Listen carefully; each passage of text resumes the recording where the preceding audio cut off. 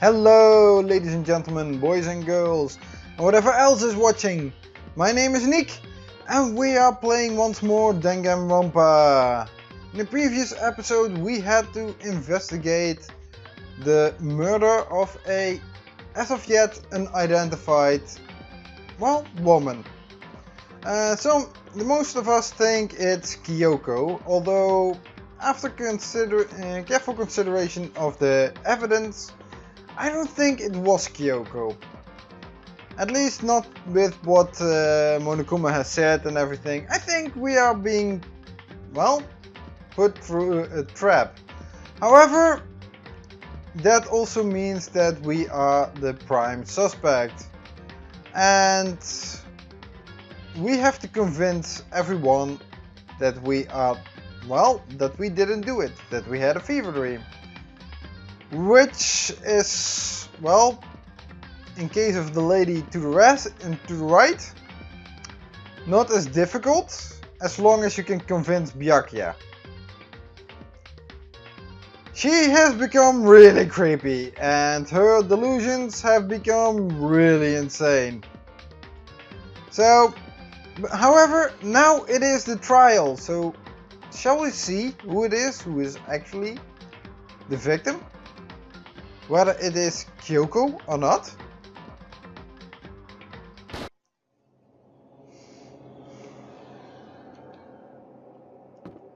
Okay. This is gonna be creepy. Whoa! Byakuya and Makoto showed up together? Oh yeah, Byakuya and Makoto were actually together doing some investigating. Or at least, Makoto had some ideas of investigating, and Byakuya wanted to tag along in case Makoto wanted to destroy evidence. Where the heck have you two been? You just disappeared without a word. We were investigating, of course. How could you not figure that out by this point? Makoto's ranked high enough for you guys to go off together? Just the two of you? Huh? What? Are you jealous? Hey. Or are you making up some kind of creepy fantasy for yourself? Please, hero, please, I don't even want to know what kind of fantasy she might be cooking up in there. You know, I'd rather have the jealousy than her fantasies. What? Stop talking and brace yourself. He'll be here any second. Any second. He could show up at any time. And that means he's going to show up right about now, isn't he? Or no, he can show up anytime. When I imagined what was about to happen, I immediately tensed up and prepared myself. Wait, we never talked about that he could show up. The previous, oh god. But we stood there for 5 full minutes, waiting for something weird to happen. And then 5 minutes became 10. Why? What's going on here? Why hasn't Monokuma shown up yet? Could it be? Maybe he died again. What should we do? Should we keep waiting here or? Oh, what? Jesus! Did I scare you? Come on. I demand an explanation. Why did you waste my time and make me wait like that? What? I made you wait? You've got it all backwards. You're the ones making me wait. Huh? In other words, I'm waiting for everyone to arrive. We can't start till everyone's here, now can we? What are you talking about? Everyone is here. We've all been waiting for you. Sorry, but you're wrong.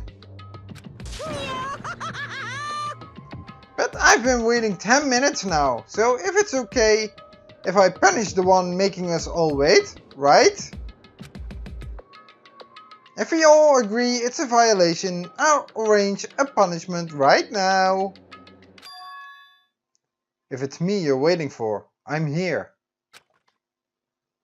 When we heard that voice, we all spun around and look around to look. Hey.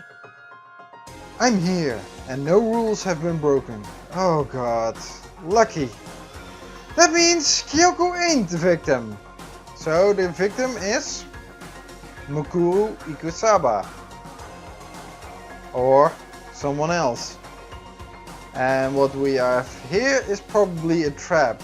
Or, well, probably is. Kyoko! Kyoko, you're still alive? No! That's a ghost! Stop talking. If you want to fight, do it at the class trial. You need to save some of the fun for later, right? What? But is it okay that there's no particular penalty for being late? Is that right? I made it here just fine. What school regulation did I violate? Right, Byakuya, she did make it just in time. Where have you been, actually? Am I wrong? You're so selfish. So spoiled. You're right. There's no penalty, officially. But I bet you'll be sorry later. Is that a threat, Monokuma? Is that a threat? No! I'll make sure you're sorry later. Anyway, hustle your butts onto the elevator. I'll be just one step ahead of you. When Monokuma was gone, we all rushed up to Kyoko. Kyoko! So you really didn't die? Indeed. Of course I didn't die. Thank God! I'm so glad you're okay. Perhaps. But that's not necessarily a good thing for us. Huh? He's right now! He's right! Now we've got to deal with a ghost! Hero. She's not a ghost. She's standing right in front of you. You know, maybe you want to lay your hands on her for a bit, confirming that she is actually, in fact, solid and not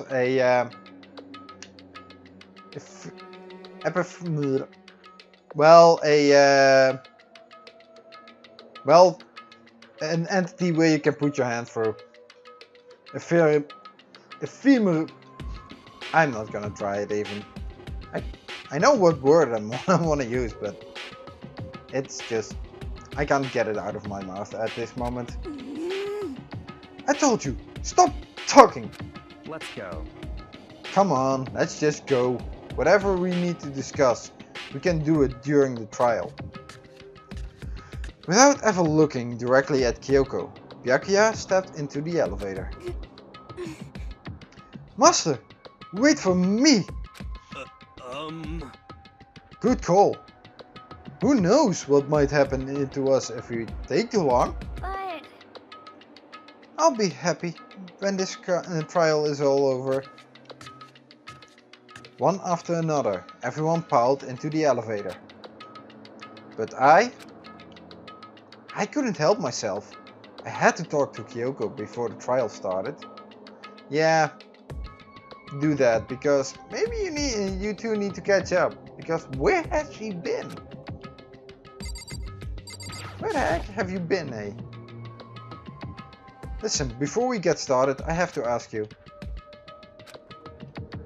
Where have you been this whole time? You used that key of yours to go somewhere, didn't you? So? Correct. I went to investigate the second floor of the dorms. Damn! Are we going to get access to that next chapter? Huh! And you've been ahead of us. So can you give us a little sneak peek? The second floor? That's right. And is there also a third floor? There aren't any monitors or cameras there. So I was able to avoid Monokuma completely. Wait, what? No monitors and no cameras there? And he didn't see you go up, or he didn't even notice the gate going up? That didn't get any registration? Didn't go registered? Even it didn't make any noise? Weird. Of course, I also missed this announcement. Because of that, I had no idea a body had been discovered. Then, when did you find out? So... Just now, I finished my search and came back down, just in time to hear the class trial announcement. I took some time to go over the crime scene first. I can't go to a trial completely uninformed, and can I? Ooh, Kyoko, damn. And we kind of find evidence that imply that you are the person who killed said victim. I hope your quick and deductive reasoning came up with how to see through this trap. But, ah man, I hope you speak the truth. So that's why you were late. However... I'm sorry, I kept you all waiting. But if you were on the second floor of the dorms, and that's what the key you found goes to? Wrong. Actually, to be precise, not quite. In other words... I used Monokuma's secret tool, which can open any lock in the school. Any lock? Does that mean you were actually in my room last night? Oh boy, what happened then in that room? I don't even want to know. What? Kyoko's account has been added to the truth bullet section of your handbook. Just a second. Hey! What are you two doing? Hurry up before we get in trouble with Monokuma. Makoto. We can go over all the details after we get through the trial. Okay, Makoto? Right now, I just want to focus on surviving our current situation. It would seem... Because this is probably the single most crucial moment so far for me. Wait, what? Why is this the Huh?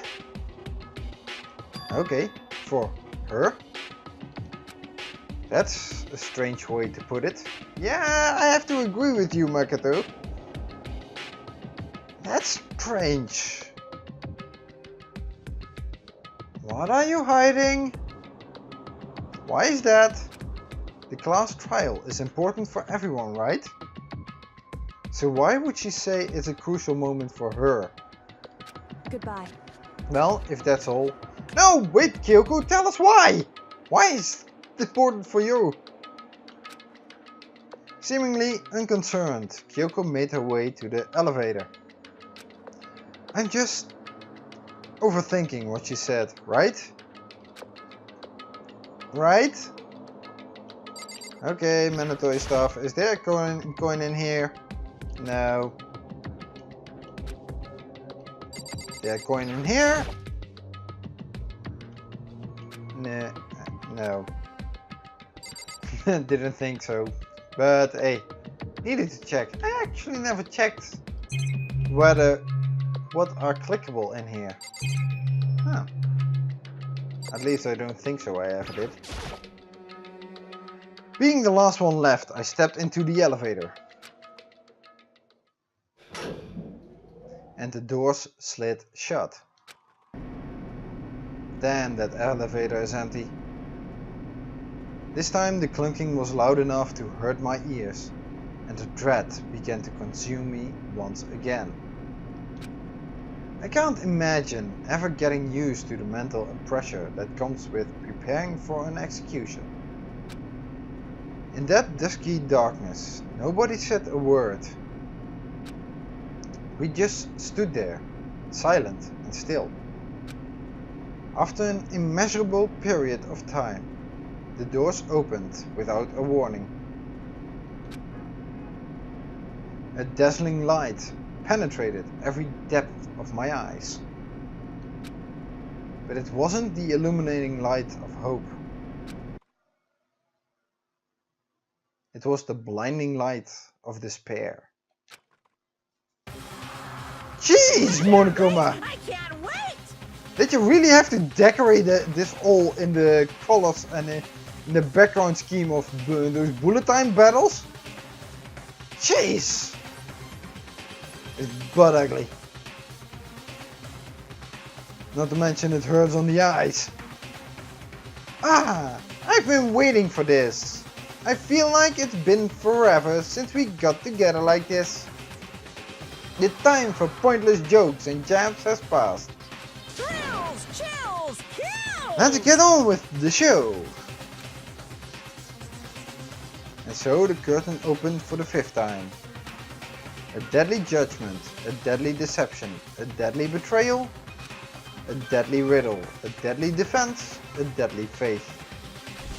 A deadly class trial. Jeez, they all like to repeat that bit. Do you want to save? No, not necessary. Open e-handbook. Proof bullets. Monokuma file. Oh yeah, the victim. Exploded body analysis. Fake nails. Tattoo on the right hand. Fragments near the dead body. Sprinklers. When the body was found. Knife at the crime scene top. Chicken coop. Yankees account. Body before.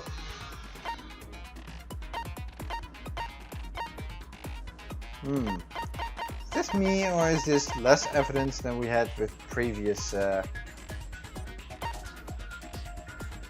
Actually, there's a number there, so I need to check that up. It's okay, set skills. Do I have something that... Well, I have 16 skills points and...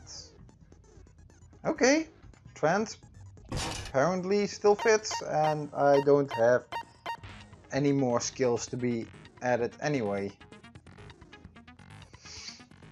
Although I don't know if I actually want some of these skills. Oh well. Let's keep them anyway. So, finish preparations. Memories float back, Kyoko is gone and a mysterious masked body appears. The threads holding them all together begin to spin and twine into one.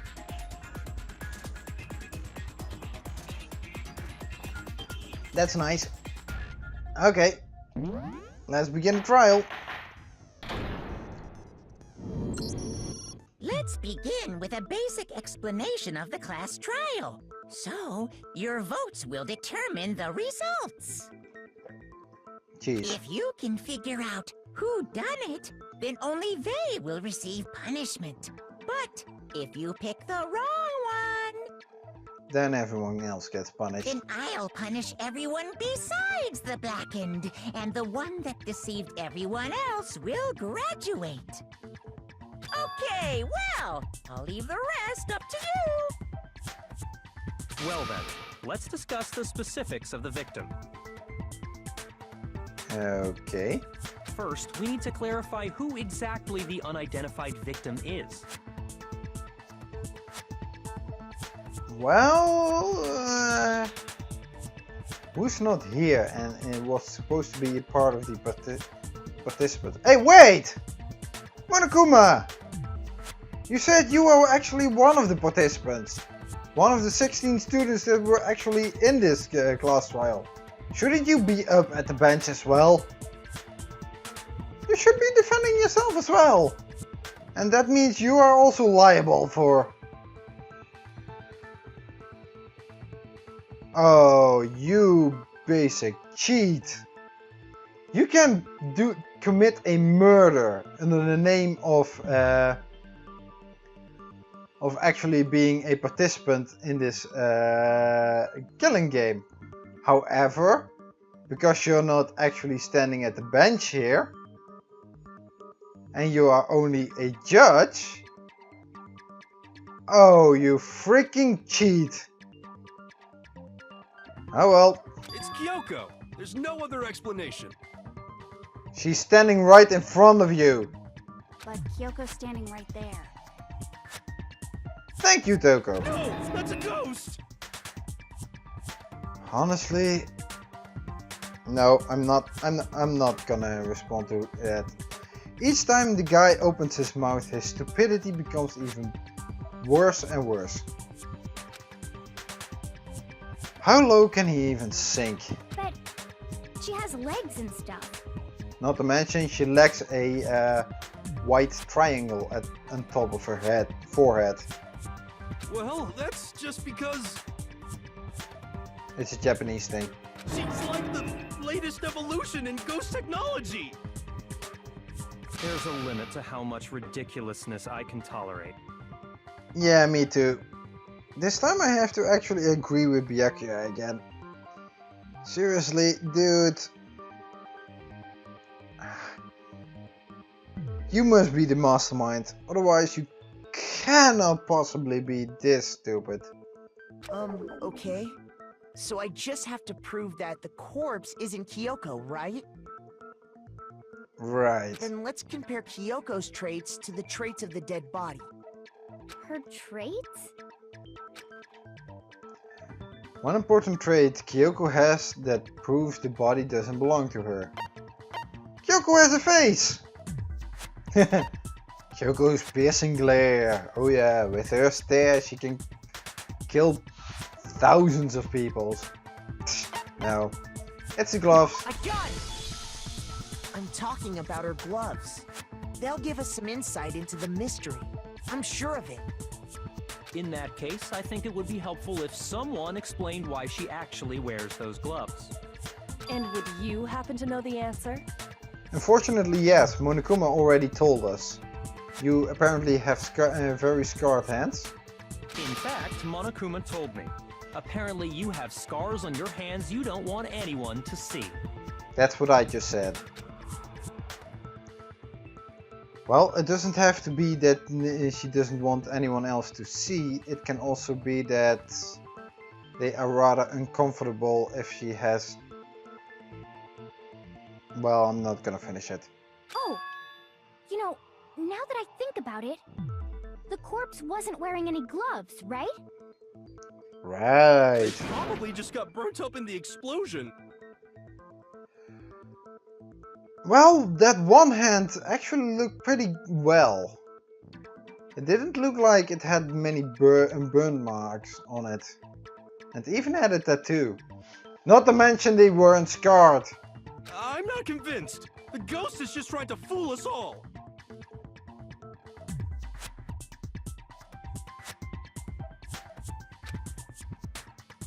There's no way that corpse was Kyoko. But if I can't prove why, we're gonna be stuck here. And the case won't move forward. So, I don't have any choice but to... Yeah, really, why do we have to prove it's not Kyoko? Why can't we just ignore Hero's ramblings? Seriously, he's the only one that believes it's Kyoko.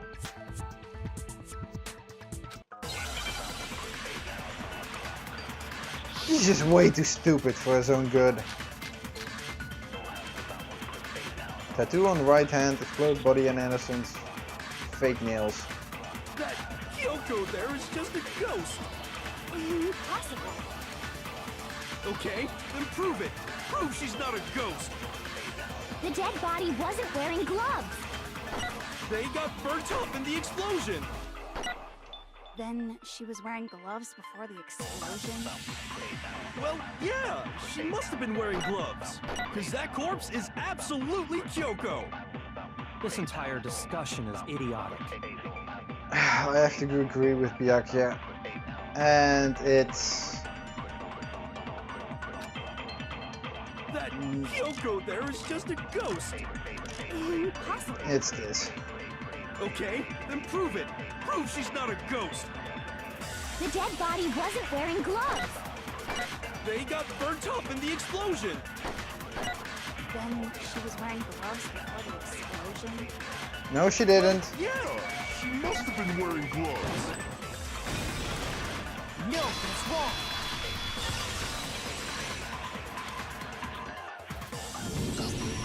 No, there's no way the corpse was wearing gloves. Whoever it was, they were wearing fake nails, remember? I imagine trying to wear gloves over nails like that would have been a pretty big pain. Besides, Kyoko wears gloves to hide her hands, right?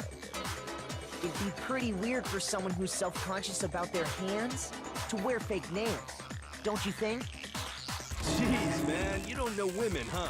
They're complicated. Actually, you don't know women. No, you don't know women. Please, don't say they are complicated like that. Even the self-conscious women wouldn't wear fake long fingernails underneath gloves. That is just way too uncomfortable. Ask any of the three here. If anyone doesn't know women, it's you. Well, Kyoko, any thoughts? These gloves were custom made to the size of my hands to make sure they don't interfere with my daily life. If I wore fake nails, the gloves wouldn't fit properly. Then that's that. The dead body doesn't belong to Kyoko. Which should have been obvious since she's standing right here. Tell that to the idiot standing right next. Well, tell that to the idiot, okay? Okay, so then, who's the real victim? First, we need to figure that out. Oh man, facepalm. Idiot, that's what we said. You were the one who were... That's the first thing I said. You're the one who's been dragging us around in circles.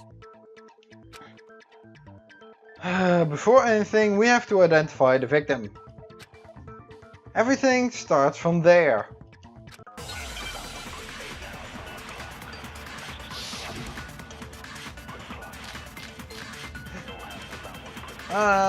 Sprinklers explode body analysis, tattoo on the right hand. Well, tattoo is... Kyoko really is still alive.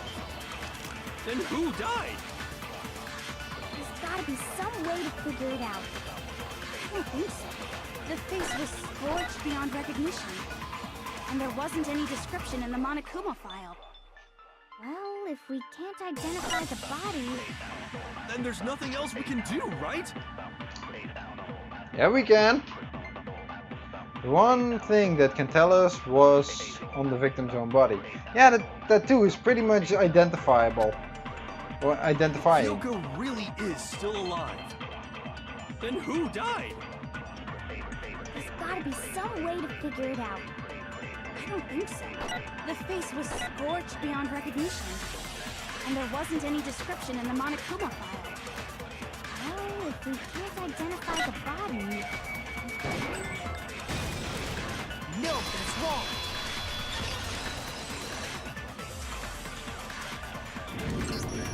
There was one clue left behind that we can use to identify the body. What? For real? If you're lying, you'll die a cruel and unusual death. Cruel and unusual death. This I gotta see. Hero? What kind of remark is that? Are you the... No. You are the mastermind, aren't you? Well, I still have pegged you for it. Because you're either way too stupid. No, your stupidity can't be that real. Can it? No. That. Who would be that stupid? You need to go to a school for special children. Oh wait. He's already on a school for special children. Even though he's no longer a child, actually. She's just being stupid. Ignore them, Makoto. Tell us what you're talking about. The key to figuring out who it was is the tattoo on the back of her hand. Oh yeah. The design's pretty strange, huh? Is this a dog? Her master must have made her get it. To be like, you're my bitch. Damn, girl! What kind of delusion do you now have? What the frick? Seriously? You really did something that humiliating? Seriously? You actually believe her delusions? No, that's not it. The identity of the victim is hidden within that tattoo. Oh, really? If we compare the tattoo to other information we have, the victim's identity should become clear. I think it was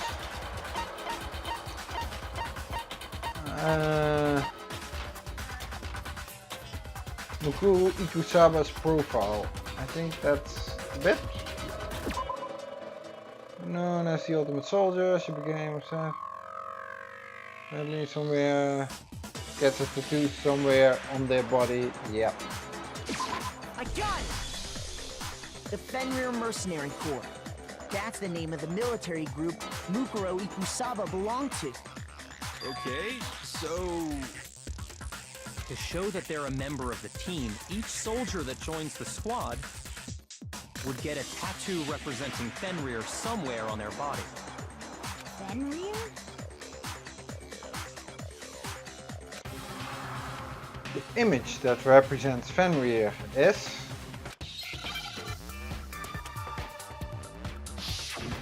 Fenrir. That's a wolf, wasn't it? Or not? Yeah, a wolf. Okay. Hey, darn it. There's my F. That's a lot easier.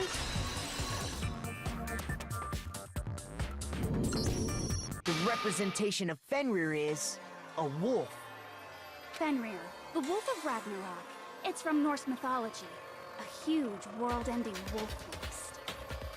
He's the child of the trickster god Loki, and a female giant. Damn! Where has this Toku been hiding? Why couldn't we have her throughout this entire game? She is knowledgeable. And that's so crazy. Man, after all this time, we finally got a glimpse of the literary all-star. A wolf tattoo. Then that means... Exactly. The body we found had a tattoo of a wolf. Yep. And seems unscathed by the fire. Which means that person must have once belonged to Fenrir. So it must have been Makoto. Not to mention that the tattoo is also the same as the symbol on top of the file that Byakuya showed us. What? Hold on. Isn't she the one that was behind this whole thing? That's what we thought, yeah. But I guess we were wrong. You sound surprised, but you're absolutely right. Yes, indeed. The trial this time is to solve the murder of Makoto Ikusaba. Are you saying the mastermind is dead? Now we have to have a cool last trial? Toku, I thought you were a bit more smarter than that. No, it means that we were wrong about who was the mastermind. And I still suspect either Hiro or Byakuya. Hiro because he's way too dumb to be real. Or Byakuya because his ego is way too bloated. No, it means we were wrong in thinking that Mukuro was the mastermind at all. The Ultimate Despair seems like a pretty mastermindy title to me. Mastermindy.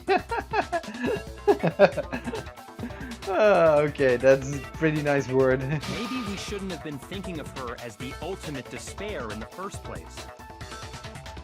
No, I think she was the ultimate dupe or something. After all, looking at her profile, I didn't see anything that would fit such a description. Me neither. So where did Kyoko have that from then? All it said was that she was the ultimate soldier. If I remember correctly, that other information came from Kyoko. That's what you told Makoto, right? Oh, right. Please tell me Kyoko isn't the mastermind then. So that means Kyoko got it wrong? Who was she? Who was Mukuro Ikusawa? She's been gone this whole time, and when she finally turns up, she gets killed. Yeah. Usually when there's a scene where an important character dies, it has a lot more detail.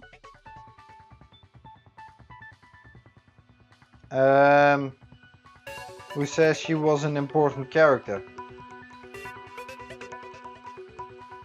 She was just something to fill in the void of victim, I think. Because we have a little bit too few participants to still drag the story a bit longer. And we still have one more chapter after this, I think. At least if I can consider the trophies and achievements in on the PlayStation for this game. So you're saying she wasn't an important character? Which would mean she was the same as us, just another participant. Then who's the real mastermind? That's something I would like to know, but Hero, aren't you that? It must have been the Hope's Peak Academy headmaster after all. No, the headmaster has nothing to do with it. But how can we trust that? We already know your information about Mukuro was wrong. My information was not wrong. Then how did you get that? Okay. We're in the middle of a trial right now. Figuring out who killed Mukuro is first and foremost. Jeez, Monokuma. A little bit antsy, are we? Why are you so dead set on... Huh. You usually are so keen on us tearing each other apart during these cases. You're not so antsy. Because you know you get to do your beer time at the end anyways. Why are you so antsy right now? And why aren't you on the bench there down below with them? Please limit all future prattle, chatter, and chit-chat as much as possible. This was very relevant to the case, Monokuma. This was very relevant. Fine. Uncovering the identity of the mastermind will have to wait. But remember this. No matter what happens, we will find out who you really are. I stake my family name on it. And that matters how much? I have officially decided to completely ignore all such attempts at provocation. Wait, what? Weren't you doing that already? Isn't that what you actually like? People trying to provoke you? Because it kind of betrays their despair? Isn't that what you like? Now then, just so nobody's confused, let me state this one more time for the record. I must say, this Monokuma music, this Monokuma theme, is really cheery actually. It's very funny, it's very, how do I say, a happy tone. However, considering the murderous fiend that's where it's made for, it makes it even more creepy. Oh man. The music here is really well done. The reason we're having a class trial is because a murder among the students has taken place. Hammer that point straight into your big ol' brains!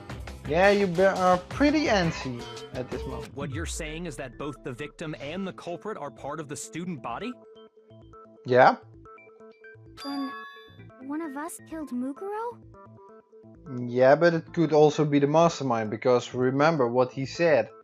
The mastermind is one of the 16 students here that entered the school. One of the participants actually. And that's why he is also bound to the same rules. So it could still be the mastermind. Wait, no! There's a chance that there's some mystery 17th person who's been hiding all along!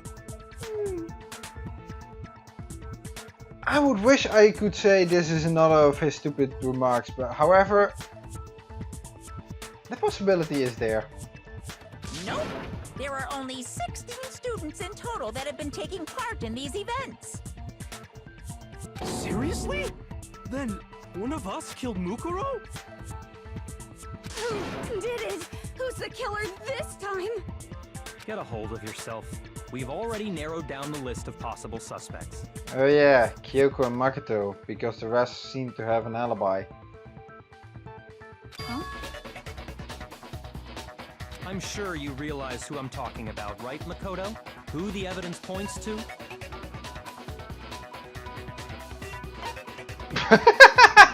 Tuco and Genocide Jack? Oh man, I wish I could use that for an answer. Probably not. I got it! You've narrowed it down to Kyoko and me, right? Why do you say that? Allow me to explain. Just after nighttime last night, I went to the garden, so I can confirm that at that point, there was no dead body there. Was there someone with you when you confirmed that? Actually, he said yeah, because he went to get Hero. He was in the garden as well. Darn it. So, the murder must have taken place after I left the garden. However, Hiro, Toko, Hina, and I were in the gym the entire time. The gym? Yeah, you kinda missed something, Kyoko. They've been tinkering with the Monokuma puppet. So, that's rather dangerous though. That's right. The four of us were there trying to dismantle Monokuma. That was really dangerous. The whole time we were very careful not to go anywhere alone. We even went to the bathroom in pairs. All of which is to say, the four of us all have alibis. The only ones without alibis Are me and Makoto. That's why you're able to narrow down the list of suspects. exactly so. Huh. So the only suspects now are me and Kyoko. Damn it, I can't let this stand. Somehow I have to clear my name. I have something I'd like to say regarding the whole alibi thing. Are you thinking of raising an objection? Yeah, that's pretty much what he's thinking. Well, before that, I just want to try and get a better idea of what time the murder took place. Or that. Doing that might reveal some kind of clue. Whatever you want. Somebody go ahead and help him out. Seriously, you're not even going to try? You still have two suspects. You still have to narrow it down. Or do you want to flip a coin or something? Me and Byakuya can both confirm that the body wasn't in the garden at... Well, it was after nighttime for sure. I'd say it must have been around 10 o'clock. So the murder must have happened after 10 p.m. Then I guess we can say the time frame for the murder was between then and when we found the body? Oh, but what time did we find the body? 9 o'clock, I think. That's when Kyoko went, or not Kyoko, Toko went to get that pickaxe. The one who saw the body first was Toko, right? And she went to go get the pickaxe. That was at 9, yeah. So what time was the body discovered? At 9 o'clock. I got it! The body must have been discovered at 9 a.m., since that's when Toko went to get the pickaxe. Now then, Toko, what time is it? Well, when we left the gym, it was just before 9 o'clock. It's probably 9 on the dot now. Okay, go get the pickaxe and be back here by 9:01. What? Oh yeah! I had totally forgotten about that, how he said that unreasonable amount. Weird. He's right. It had to be around then.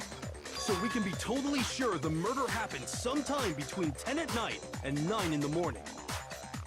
For me, I was already asleep before nighttime hit, so I don't have an alibi after 10 o'clock. Yeah, we didn't even get to hear the nighttime video anyway. But I'm sure I met up with everyone else before 9 this morning. We ran into each other in the dining hall, right? That was around... 7:30. Oh, yeah! Right around 7:30. I remember checking right before I went in, so I'm totally sure about it. Yeah, you were actually alone. Which means from 10 p.m. to 7:30 a.m., you don't have an alibi. Yeah, and around 7:30, Hina doesn't have either. The murder happened between 10 p.m. and 9 a.m. and I don't have an alibi from 10 p.m. till 7:30 a.m. Okay then, it looks like the game has begun.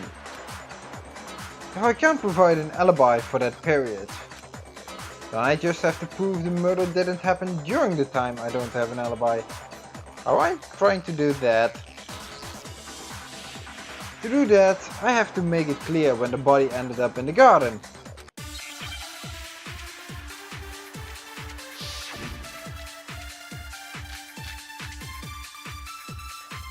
Sprinklers, exploded body analysis, fragments near the dead body.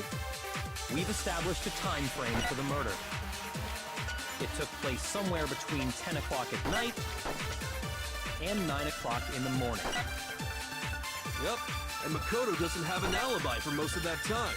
Yeah, from 10 o'clock to 7:30. That's more than enough time to commit murder, I should think. So Makoto, if you have any objections, now would be the time.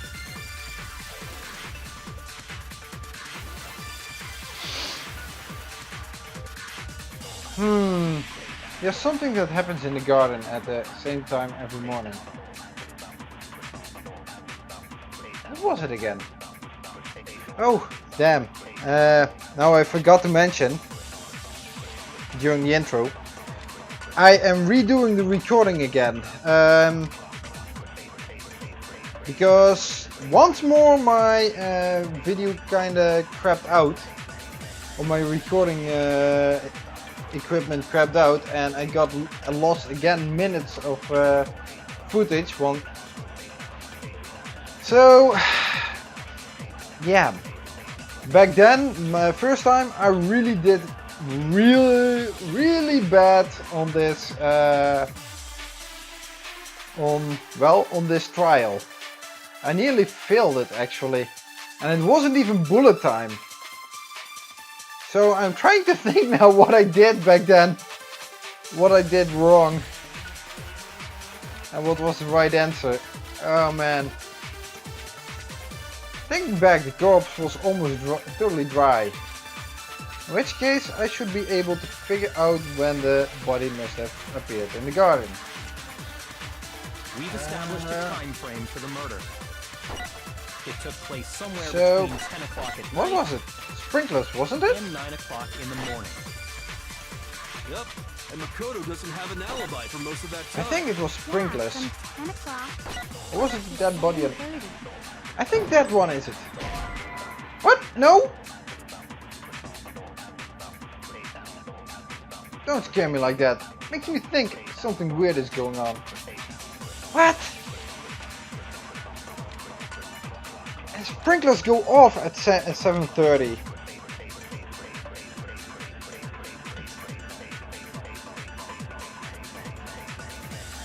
Isn't that a dead body analysis? No, it wasn't that. I tried that and it failed miserably. Shoot! Oh no! Now I remember. We've established a time frame for the murder. It took place somewhere between 10 o'clock at night. Oh. No, that's wrong. Wrong button. That was Actually, it. the murder couldn't have happened anywhere near 10 o'clock. It had to have taken place way later. It had to do with the sprinklers and that they are how do I say this?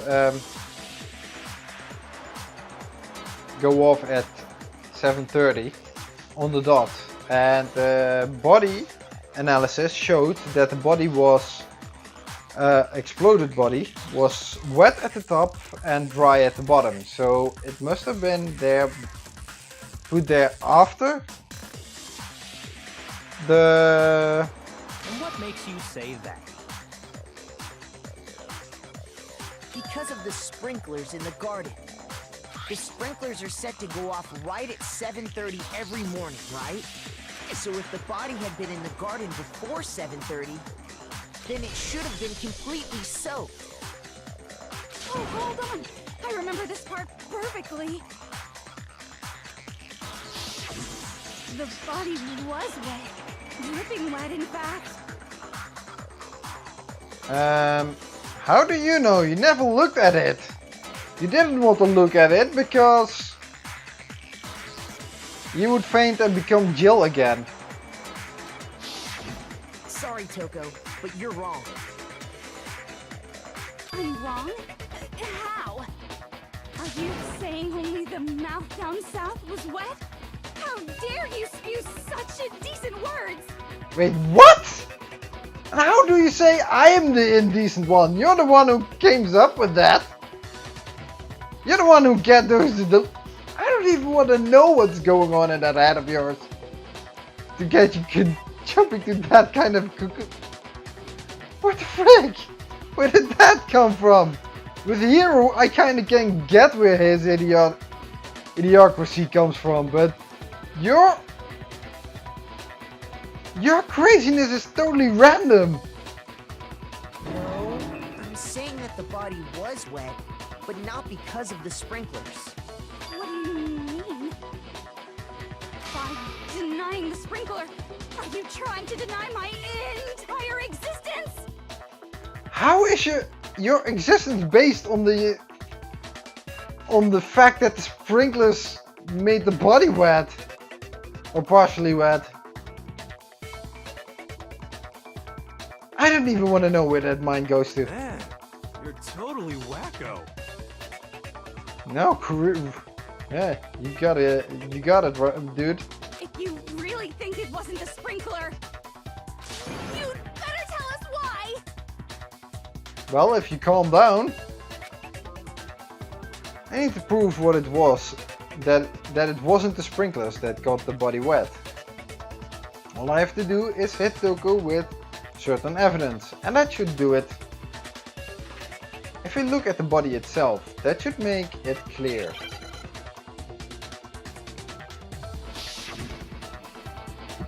Oh crap, yeah, this is a bullet time! I admit nothing. I hate you. No! I don't know anything! I hate... Are you trying to blame me? I admit nothing. I hate you. No! I don't know anything! Ah! Hold on! I don't have Are you trying rhythm! nothing? Are you trying to blame me? I admit nothing. I hate you. No! I don't know anything! Hold on! Oh, Oh man, bullet times! I admit nothing. I hate you. No, no, no! You don't know anything! I hate those tempo changes! Are you trying to blame me? I admit nothing. No! Are you trying to blame me? Of course. Oh man, bullet times. Those BTBs. I don't have rhythm.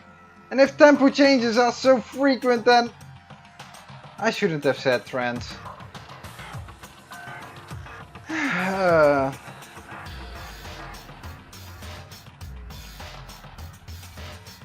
One with the most autism.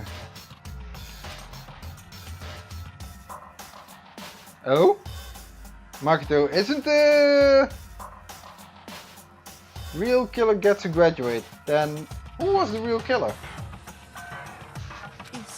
Is this really the end for all of us? What the oh man, I find this bullet time battle so crappy. I'm sorry, but bullet time battles are so crazy. Crap. I admit nothing. Whew. Focus. How can you say it wasn't the sprinkler? Oh. This should prove it.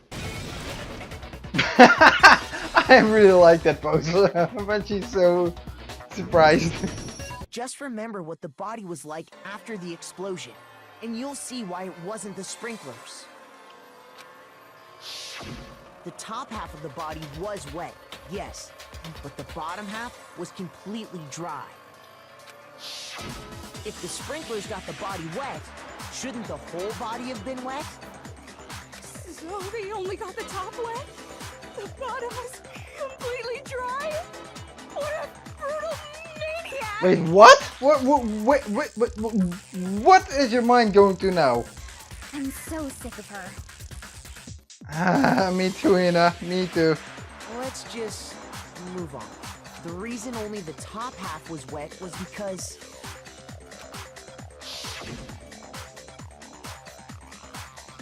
while the body was still on fire, I doused it with water. But only the part on fire, the top half. Yeah, and Byakuya was the one who had the bucket of water in his hand, and he put it in our hands while he was... That was really weird. That he didn't even want to do the work himself. Oh, then I guess the sprinklers really didn't do it. Jeez! Good thinking, Sherlock! Why did you freak out then? So if the sprinklers didn't get the body wet, then the murder must have taken place sometime after the sprinklers turned on at 7:30 in the morning. Which means she must have been killed sometime between then and when the body was discovered at 9. Yeah, sorry Makoto, but I can still shoot a few holes through that one. But And you will Makoto's see. alibi was only missing from 10 o'clock last night to 7:30 this morning, right? Right? So there's no way Makoto could have done it. I guess you had an alibi after all. Good for you. In which case, the only one left without an alibi is Kyoko. Did she?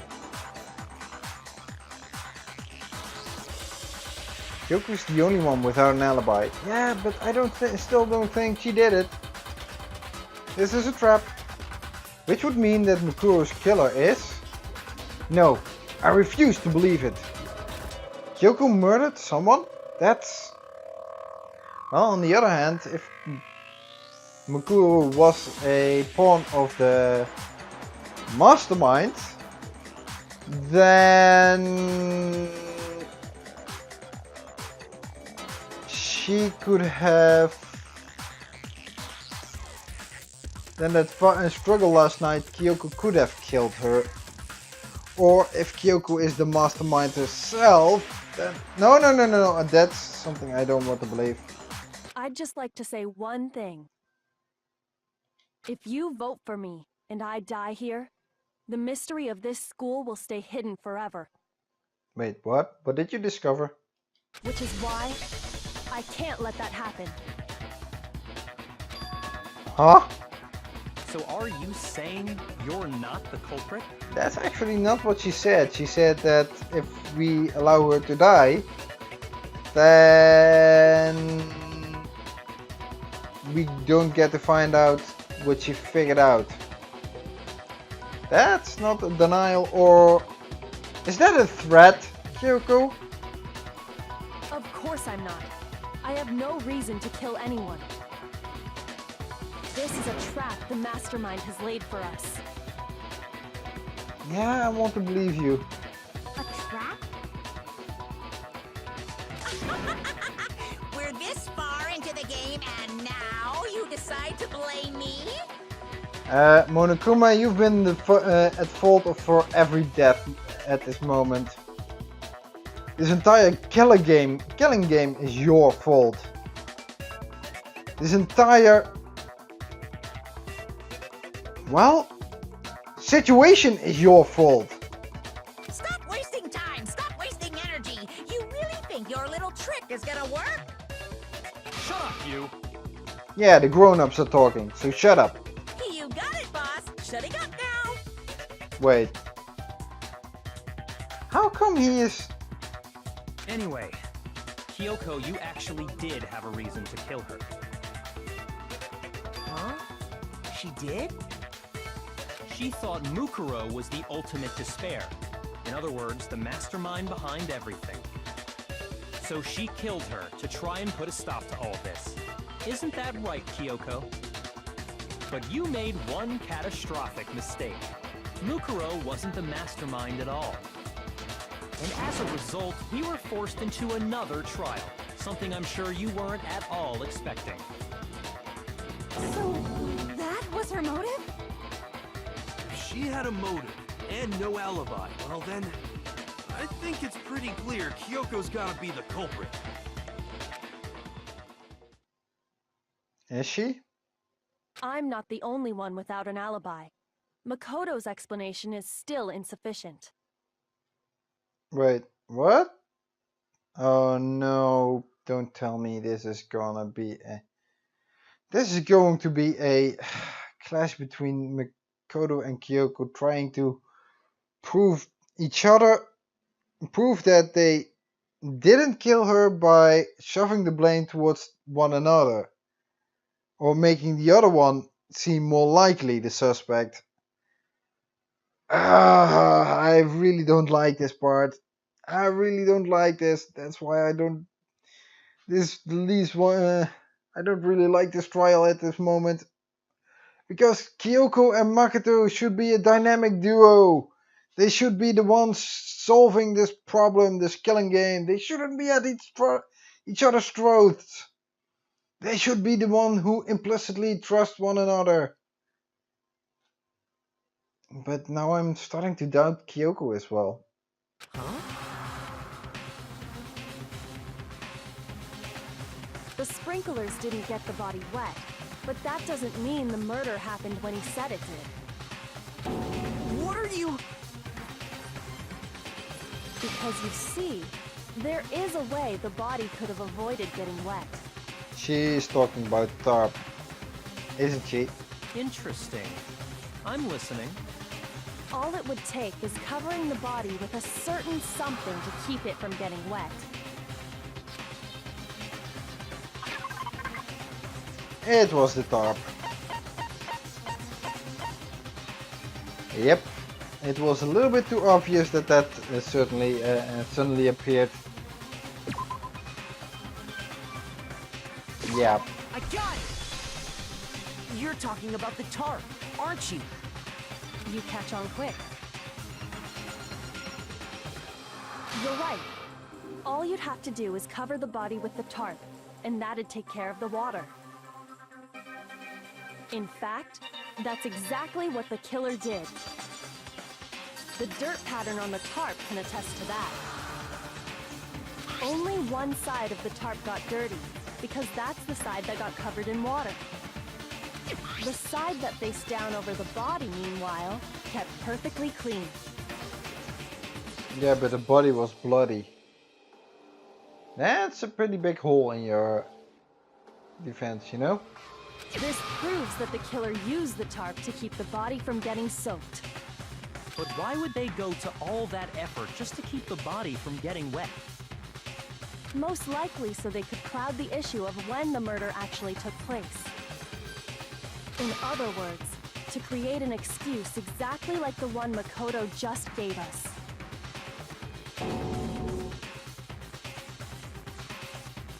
Ah, Kyoko, why did you have to do this? Yeah, I know, she doesn't want to die herself. And she's not the one that's trusting so eagerly.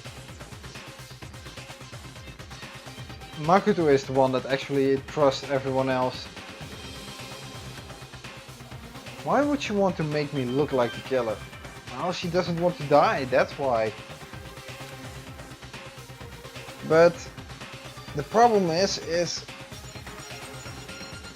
is a trap. Neither one of them has done it. So who did do it? The tarp.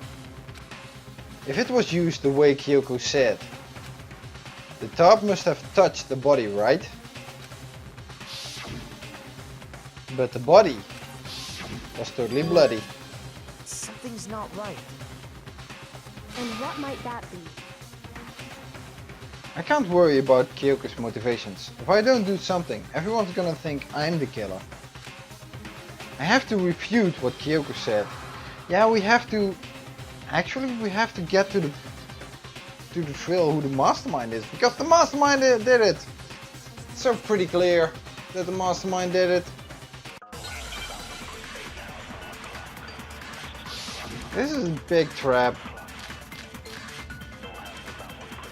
Body before the explosion, exploded body analysis, fragments. By covering the body with the tarp, the killer prevented it from getting wet. So the reason the tarp was only dirty on one side is because the sprinkler got that side wet. But the underside of the tarp, it was totally spotless, right? It's because that side was protected from the water. Since it was facing down toward the body, of course it didn't get dirty. And the last bit, I think, was the... Yakuya even warned us not to touch it to avoid getting any blood on us. By covering the body with the tarp, the killer prevented it from getting wet. So the reason the tarp was only dirty on one side is because the sprinkler got that side wet. But the underside of the tarp, it was totally spotless, right? It's because that side was protected from the water. Oh! Damn, wrong one. I should have gone for one later. Oops. Of course it didn't get dirty. No, that's wrong. Now I've got the right one. Actually, one side being clean is pretty strange if you think about it. Because the blood wasn't dry before the body got blown up, right? Yakuya said it himself. Not to touch it, or you might get some on you. If you put a tarp on a body in that state, it absolutely would have gotten blood on it. Well, maybe the culprit washed it, so nobody would know they'd used it. Washed only one side? Or because if they did put it in a laundromat, do they even have time to put it in a laundromat? Make it dry again? Oh wait, it wasn't dry. Only wash it on one side? If they had, they would have washed both sides. Just washing the one side wouldn't hide anything. Not to mention they would have brought it back where the tarp actually came from. Oh, yeah, true. More than that, what if the very blood we saw on the body was meant as a kind of camouflage?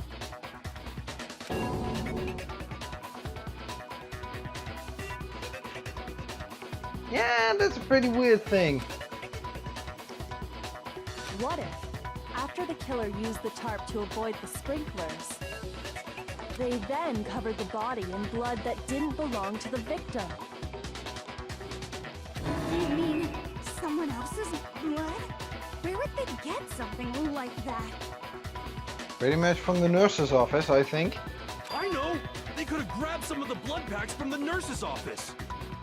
Possible, because it's filled with, they have a fridge filled with that. That's what Hifumi did, right? When he pretended to be dead? Gee, something intelligent comes out of that mouth anyways. But knowing this game, it's probably not it. No, that's not what happened this time. The killer got the blood from right there in the garden. They got the blood from right there in the garden? What was it again? Oh yeah! They killed a chicken! I got it! Could it have been chicken blood? What? Chicken blood? When I checked the chicken coop before the murder, there were 5 chickens. But after the murder, there were only 4. So, you're saying someone killed a chicken and then covered the body with its blood? Man, that's messed up. Killing a living thing just to do something like that is awful. They should have at least eaten it. Wait, what? You think it's awful and then... Well, yeah, indeed. I could have gotten to that. But then again, who says they didn't eat it? They used its blood to cover it up. They could have roasted it afterwards. I think Monokuma is in its... they sent it to the KFC and now it came back and Monokuma is now having a bucket full of hot wings, okay? And drumsticks. I wonder if the killer had to get the blood from the scene so they wouldn't be spotted walking around. Anyway, there's no denying that a chicken went missing, which provides a basis for my theory. If they didn't spot it walking around with it, you know, a blood pack can be easily concealed as well, you know. That's a little bit flimsy there, Kyoko. But then where is the rest of the blood if it was only on the coat? Perhaps, but even so, there's one thing that still doesn't make sense. You said the culprit used the tarp to avoid the water and then covered the body in blood, right? But if that's the case, then the blood should have soaked into the ground around the body. Yeah, pretty much. But that's not what we saw. Only the victim's clothing had blood on it. The ground was completely clean. I have to agree, that certainly is strange. Maybe they didn't apply the blood at the scene. Maybe they covered the coat in blood beforehand. Then where did they apply the blood? Because then they would have to use... They had to haul a chicken somewhere else. And slaughter it there. They covered it beforehand? When you discovered the body, was it wearing the coat like you normally would? No, not really. That was pretty clear as day. Anyone could see that. I think so. Makoto! You're disappointing me now. It could be really clear to see that the head was facing upwards while the jacket was actually with the opening facing downward. It was pretty much laid over the body as a cover. To, well, more like a blanket. Wait, no. The head was through the neck hole, but the arms weren't in the sleeves. Then that settles it. Sorry, I'm having a tough time keeping. What settles what? Okay, I know Hina ain't the smartest, so I'll kind of give her on that. But we know that the part was set up, which was framed. Which makes it even more likely that the mastermind is behind this murder, and so why is Monokuma not standing at the bench? Here's what happened. The murder took place before the sprinklers went off. But the body didn't get wet because the killer covered it with the tarp. Then, later, at the same time the killer was gathering up the tarp, they pulled the coat over the body, the coat they'd already covered in blood. This series of cover-ups was meant to disguise the actual time the murder occurred. They wanted us to think the murder happened sometime after the sprinklers had gone off, at 7:30.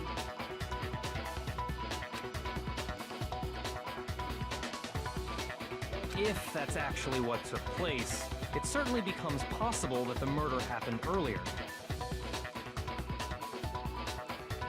But to pull all that off, wouldn't they have had to go back to the garden after the sprinklers turned off? Pretty much, yeah.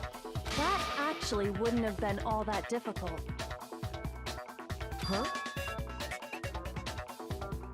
They already had the coat ready, so they just had to grab the tarp and pull the coat over the body. They'd be done in no time. Maybe, but still. Hina, after you met up with Makoto in the dining hall, did you two stay together from that point on? I want to say yes, but I don't really know all that well. And this was the point where actually my recording started to get screwy. And it took me a while to catch it, so from here on out it's a little bit vague. Oh no, I headed off to the gym and Makoto didn't show up till later. Then he had plenty of time to spare, wouldn't you say? That's not...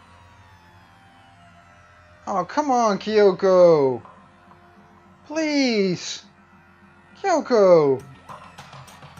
Don't bother saying it's not possible.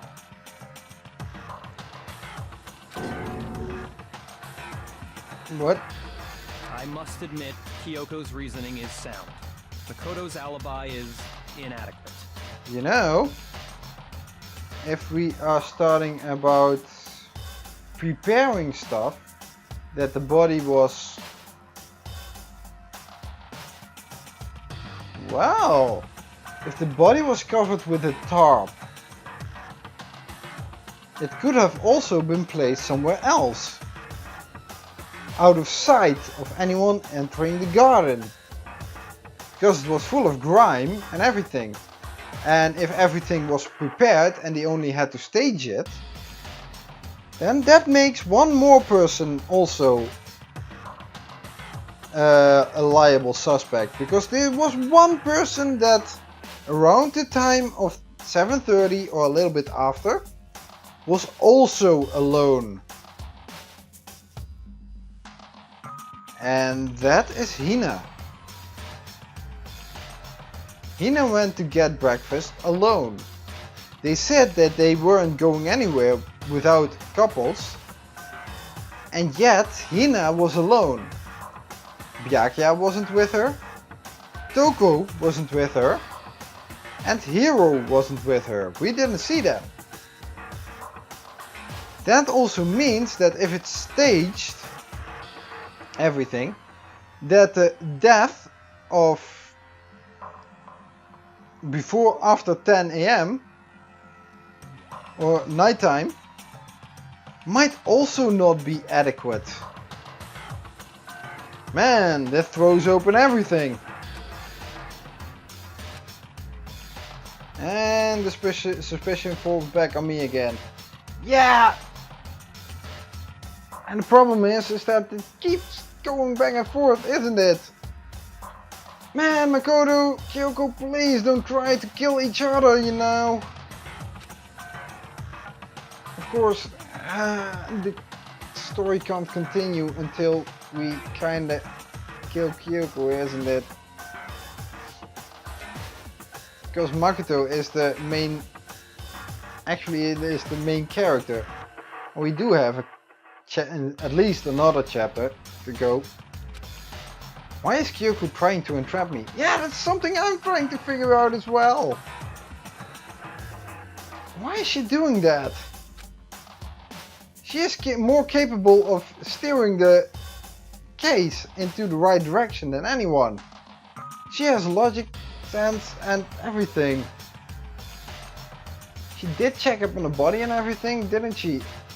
Man, isn't it that we can... why is this happening? Unless Kyoko is... Oh no, please don't tell me Kyoko is the mastermind. No, I refuse to believe that. Either Hiro, he's way too dumb, or Byakuya is the mastermind. The Sky's dead body has been added to the truth bullet section of your handbook. Well then, it looks like we're back to square one. Makoto's alibi is no good, so once again, our suspects are him and Kyoko.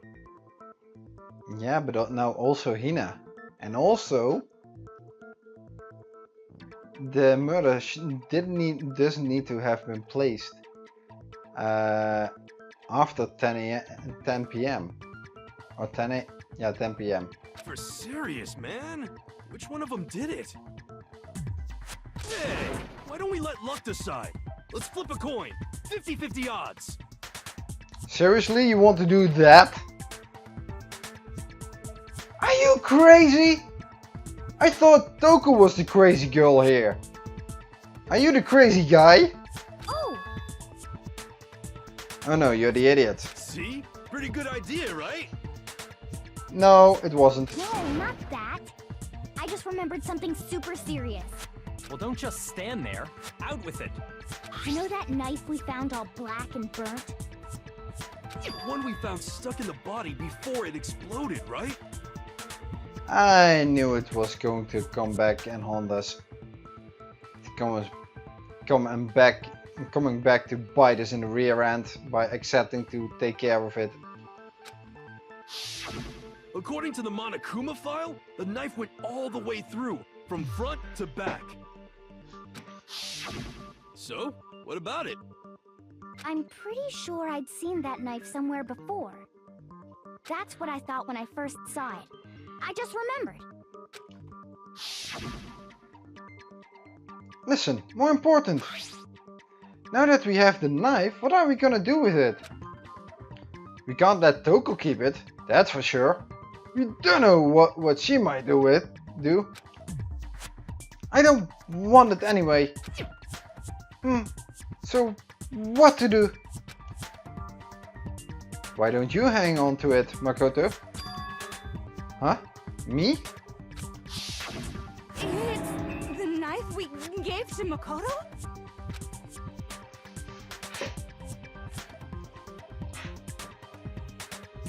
You don't seem surprised.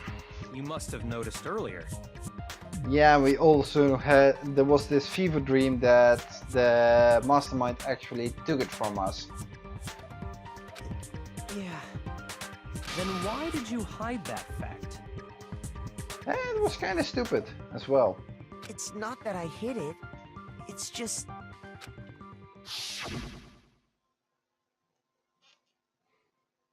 I couldn't be sure of what actually happened last night. I thought maybe I really did kill her. Suspicious! Very suspicious indeed. Oh, Hiro. The knife we found stuck in the body came from Makoto.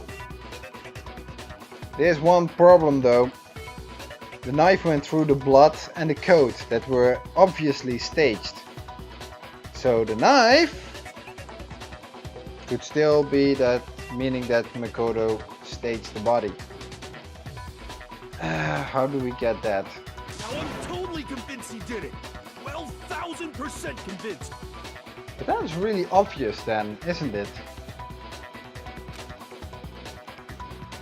Considering everything up till now, I should be able to make it clear. I have to prove that I didn't murder anyone. I'm not the killer. Yeah, how do we steer this back to the mastermind? guy's dead body, exploded body, and fragments near the dead body. The knife we found lodged in the dead body. It's the same one we gave to Makoto. It really is, isn't it? I was afraid of that. If he did have that knife before, then that seals it. Makoto did it. Just because I had the knife once, that automatically makes me the killer? Well, getting stabbed is what killed her, right? So there's no question. You took that knife of yours and killed her with it. What a horrible man you are, Makoto. I think the stabbing was wrong. Because if she was actually stabbed,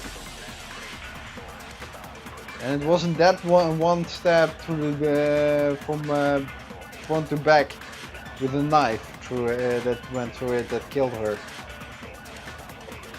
Which means when the knife was thrust through the coat into the body. The knife we found lodged in the dead body. It's the same one we gave to Makoto. It really is, isn't it? I was afraid of that. If he did have that knife before, then that seals it. Makoto did it. Just because I had the knife once, that automatically makes me the killer? Well, getting stabbed is what killed her, right? So there's no question. Darn it. Well, getting stabbed is what killed her. No, it's wrong.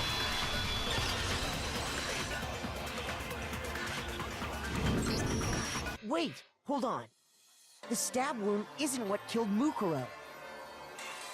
That should be clear from the description of the cover-up we just heard. Lies! We never talked about what killed her. No, but we talked about that the coat was put over her, including the blood and everything. Just to cover up the killing. And the knife was pretty much stabbed through the... Okay, I'm going off ranting again against an idiot. No, don't you remember? The killer covered the dead body with the tarp and then put the bloody coat on it, right? In other words, the victim never wore that blood-stained coat until after they were dead. Okay, fine. So what? So, when we discovered the body, the knife had been thrust through the coat along with the body. Meaning, if she wasn't stabbed until the coat was put on, and she was already dead at that point, obviously the stab wound isn't what killed her. Maybe you stabbed her twice. Once to kill her and once to cover it up. Well, the Monokuma file states she was stabbed once. But you could try to pin the knife into the same wound over and over again. But that's a little bit difficult, especially if you want to stage something this quick. Because even though he did have enough time to stage it, but to be that precise? Did he have enough time for that? Victim was stabbed twice in the same spot. No, there's no way that's possible. The exact condition of the body was written down for everyone to see. And the Monokuma file. The Monokuma file clearly states that there was only one stab wound. Oh yeah, it sure did. Totally forgot about that. Then the knife was just another piece of camouflage set up by the true killer. They probably stabbed her to draw attention away from what actually killed her. Oh well. Exploding the body afterward was probably meant to do the same thing. The explosion severely damaged the body, making it impossible to know what really killed her. It was all the killer's attempt to destroy all evidence of their crime. So they wanted us to notice the stab wound and then detonated the body afterward. Pretty much, yeah. They meant for us to latch onto the knife as the cause of death, then destroy any evidence proving otherwise. Pretty much, yeah. Wait, what? And how come Monokuma put in the blunt force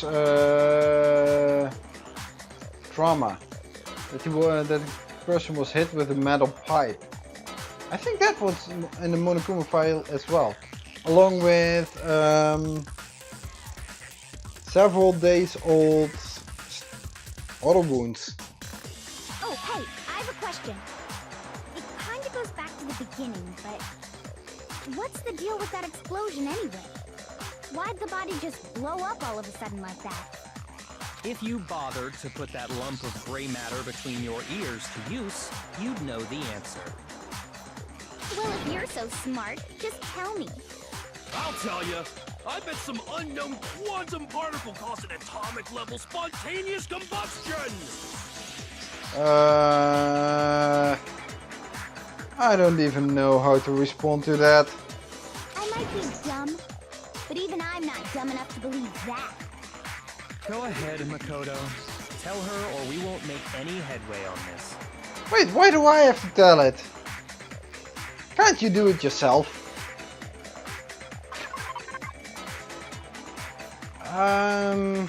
There's only one explanation I can think of for the explosion. Wasn't it to cover the body? Yeah, it was to cover up something. Well, we did disguise the body.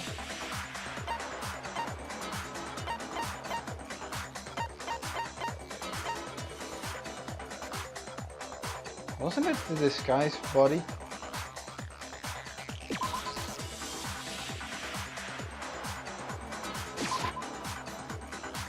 Is that supposed to be some... Yeah, you want an explanation why they would want to explode the body, doesn't it? That's what you did ask. Hey, welcome to the club. I'm not in your stupid club. Shoot! What? I thought they asked it.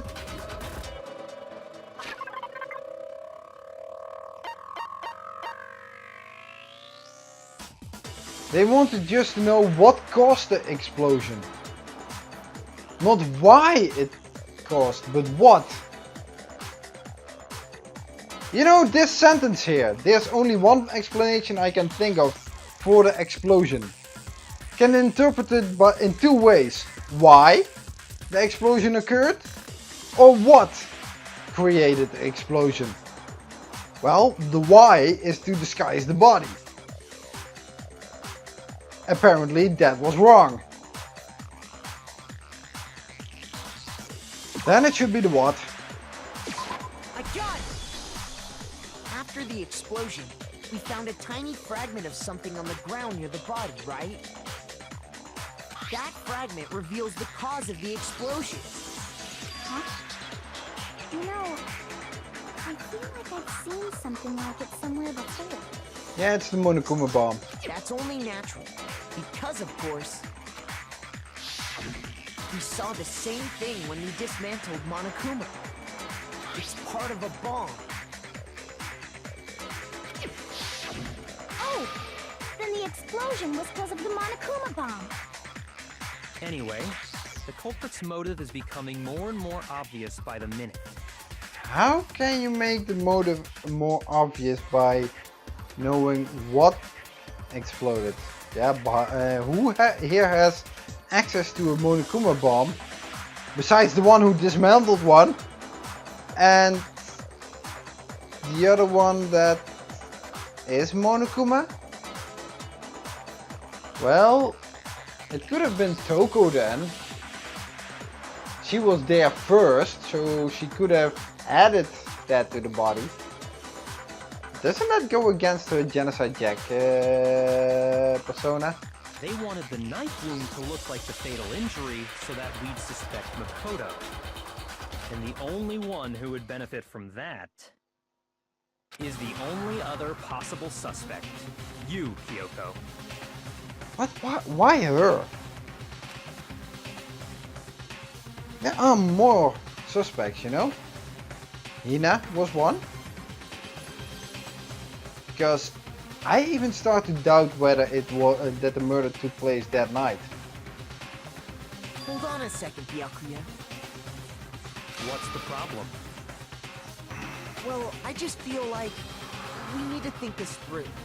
We still don't know what actually killed the victim. That's true. It's definitely bugging me. What really killed her? Fine. I have no problem with that. Let us continue the debate. It won't change the facts of the case regardless.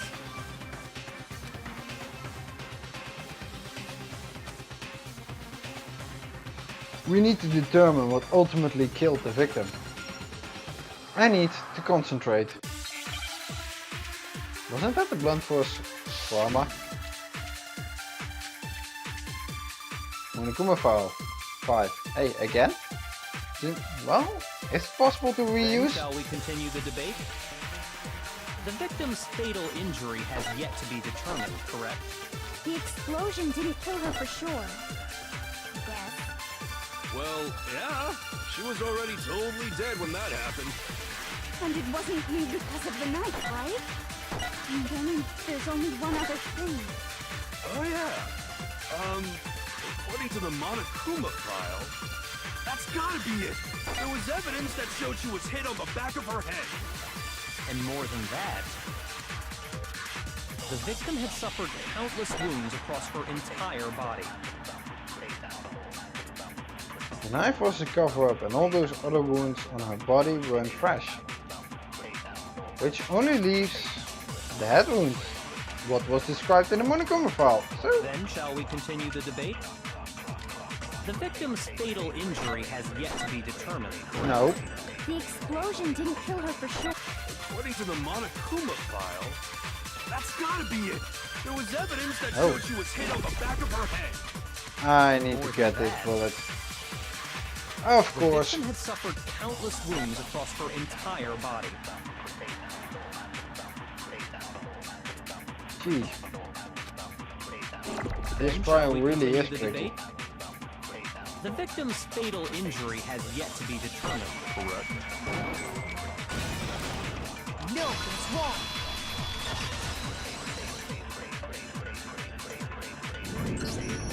Mukuro died because of the blow to the back of the head she suffered. What about the wounds all over the rest of her body? They didn't have Yeah. anything to do with it? That could be. The Monokuma file makes it clear that those weren't fresh wounds. Okay. Oh yeah, good point. If they were old, I guess they don't really matter. Okay, then we're safe in assuming the blow to the back of her head is what killed her. How did she get those wounds then? But then, what was the murder weapon? The Monokuma file says she was hit with a blunt object, about as thick as a metal pipe. Oh, I bet it was the pickaxe. How would they... I'm not even gonna ask. How is that even possible? If you hit someone with that, it'd cave their skull in completely. Well, maybe they held it the other way and hit her with the handle. No way! The balance would be all off. You wouldn't be able to swing it with any kind of power. I wouldn't mind testing it on you if you want. No thanks. I bet you just hit me with the metal end and call it an accident. I'd love to scoop out that nasty brain of yours, throw it on the ground and spit on it. Ew! I feel the same way. Looks like we're on the same page this time. What? What the... What? You do realize what she just said, didn't you? Okay, let's move on. Seriously? We want to figure out what killed her, right? It just so happens we already know. We already know? I knew we could count on you, Master. Oh god, Toko. So what was it? Go ahead and tell them, Makoto. Surely you've deduced the real murder weapon? Why is it we again?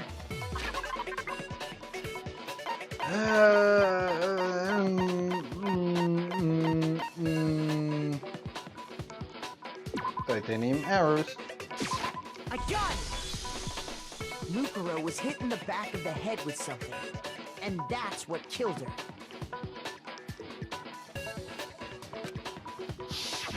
And that something was the titanium arrow we found in the locker in the dojo. Arrow? That's what the culprit attacked Mukuro with? Indeed. There's no doubt about it. Are you sure? That sounds kind of weird. Hey! How dare you backtalk, Master? You have no right! She has every right, okay? I'm not back-talking anything. I'm just saying what I think. Jeez, Toko, calm down. Don't blame Hina for doubting. Because there's one more thing about that weapon. Yeah, Hina is right. A single arrow is thin. Way too thin. It doesn't even come close to what you would consider a metal pipe. However, if you bundle the arrows,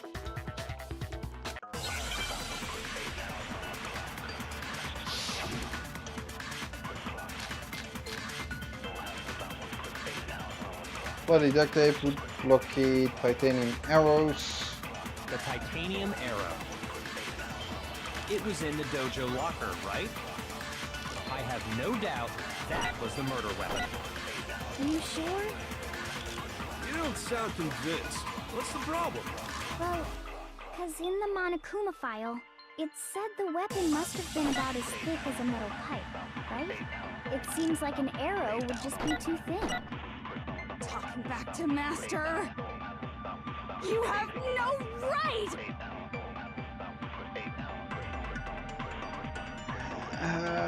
Yeah, but that's why there are multiple arrows. It isn't a single one.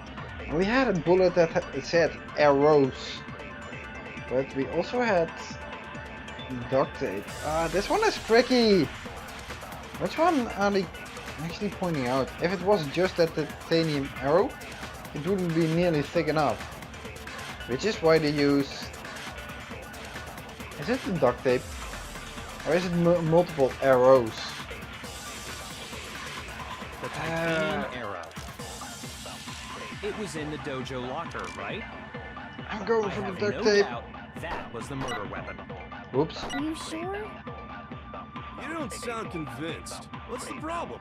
Well, because in the Monokuma file, it said the weapon must have been about as thick as a metal pipe, right?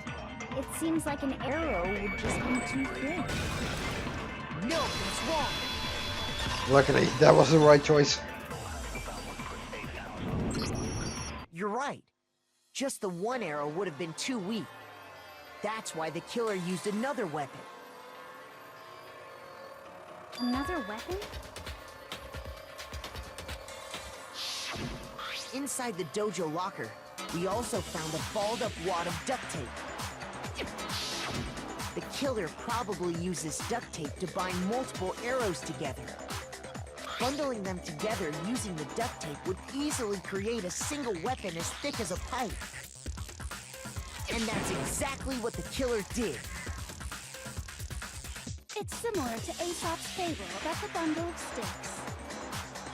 One stick is weak, but put them together, and they become strong. It's meant to teach cooperation. Wow, Toko. You know, if you put up this face more often, more the intelligent part, the literary part, then... Jeez! People could actually start to like you. Where does this intelligent part go for the rest of the period? Damn, that's harsh. How is it harsh? Are you even listening? Anyway, that explains the murder weapon. As for who the culprit is that stashed the weapon in the dojo locker, it was you, Kyoko. I've never been to the dojo. That's wrong, we actually found you during the introduction of this chapter in the dojo. Oh no, You absolutely have. How can you say that with such confidence? Because we have proof, of course. Don't we, Makoto? You mean the woodblock key, don't you?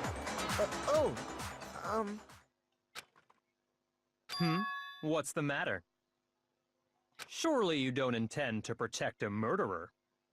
No. You know what will happen if you do, don't you? If you cover for the culprit, there's only one thing that can lead to the death of us all, remember? Of course I remember. Yeah, but I don't think Kyoko is the murderer either. I think we're going in the entire wrong direction, that we are following evidence that is just planted for us to follow. Then show us. Show everyone the evidence that proves Kyoko went to the dojo.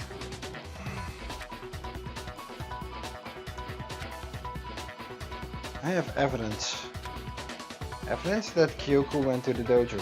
Well, we met her during the introduction, but it must be connected to that dojo locker.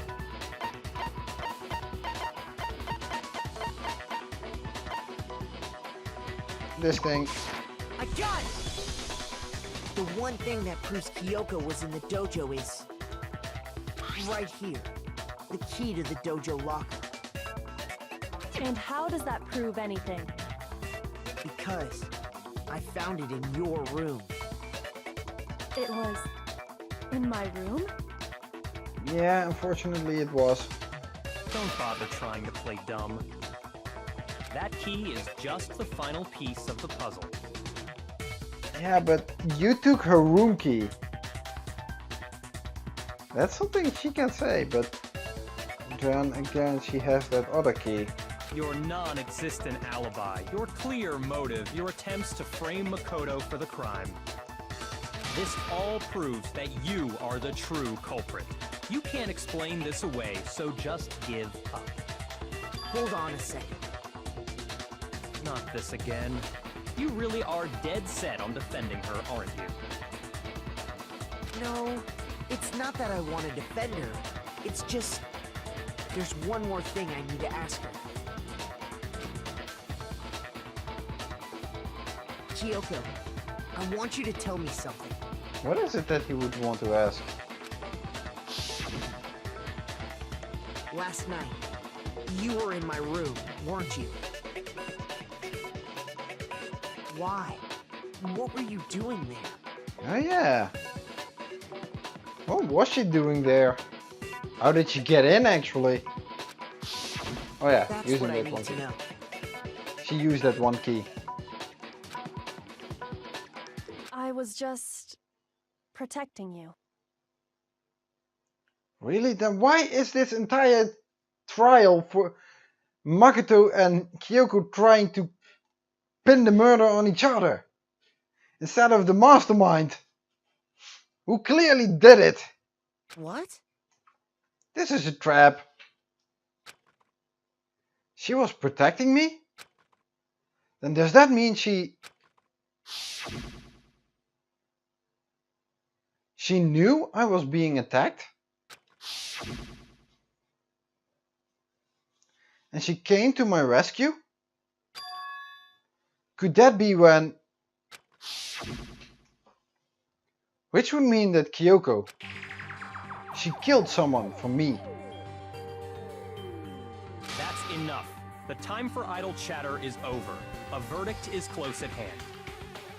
But did she actually... Did she kill her? Wait. I'm warning you. Don't make this mistake. I'm not the killer. Kinda sounds like a desperate ultimatum, Kyoko. I knew you were stubborn, but this is just getting ridiculous. Please don't tell me we're going to get in a bullet time battle with her. Really? But you should know better than anyone I didn't do it. Can you tell me I'm wrong? Oh, she's trying to say Byakuya has a room key. I should know. What? Byakuya should know better than anyone? What does that mean?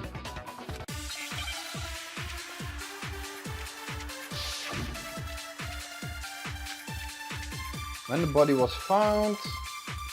Wait, what? What does that have to do with Those anything? words you just spoke. What do you mean? Exactly what I said. I'm not the killer.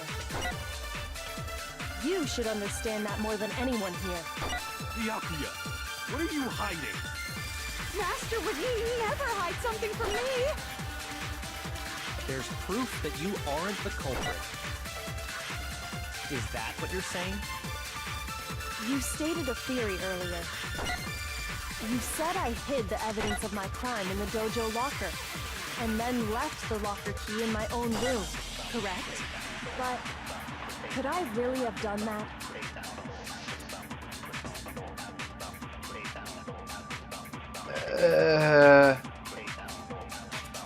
Kyoko gave her room key to Byakuya, right? But what is that? The bullet that I have? Oh, okay, I have to clearly get one of those statements as a bullet to use as. Those words you just spoke. What do you mean? Exactly what I said. I'm not the killer. You should understand that more than anyone here. Byakuya, what are you hiding? Master would never hide something from me! Actually, everyone knows this. Proof So that you aren't the culprit. Is that no, what you're not that. saying? You stated a theory earlier. You said I hid the evidence of my crime in the dojo locker, and then left the locker key in my own room, correct? But could I really have done that? Wait, Kyoko gave her.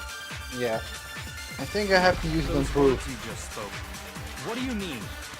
Exactly what I said. I'm not the killer.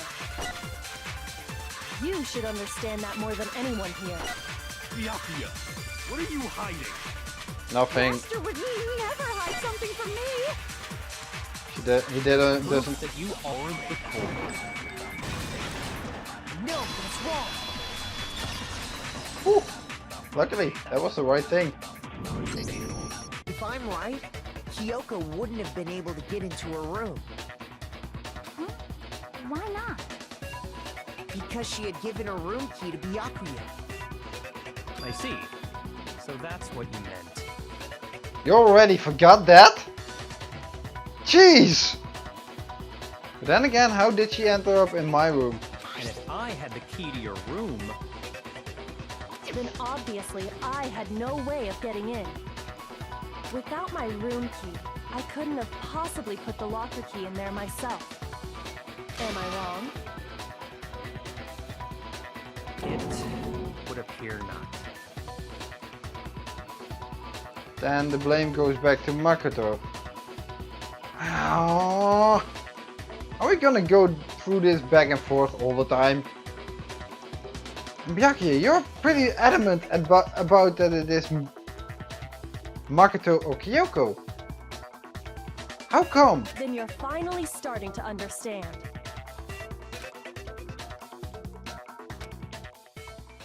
No, that's not actually true. Oh god, it's that super key, isn't it? There was a clear contradiction in what Kyoko just told us, an obvious lie. But this just isn't like her. And to try and save herself, it's such a desperate lie. Kyoko, what are you doing?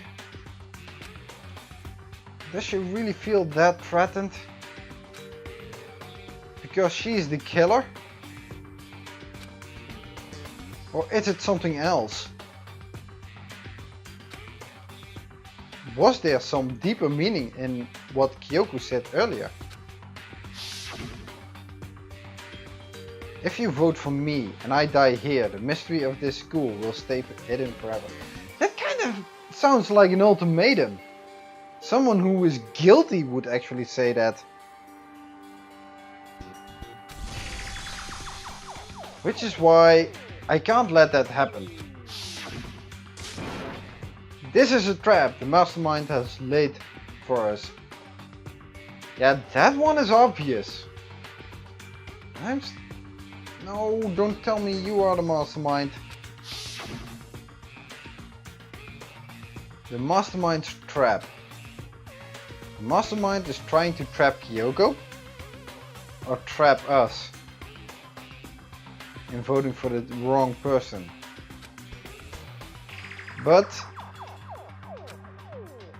what if that's not really true? What can I do? What should I do? What should I do? The mastermind's trap. The victim was Mukuro. And Kyoko killed her? What does Kyoko really know?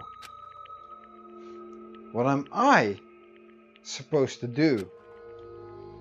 Kyoko's lie. I'm the only one who knows it's a lie. I'm the only one who can expose it. But who can I trust? What am I supposed to do? The mastermind's trap? If you spend all your time trying to avoid danger, you'll never move forward. We know the danger, but if that risk means solving the mystery, we have no choice.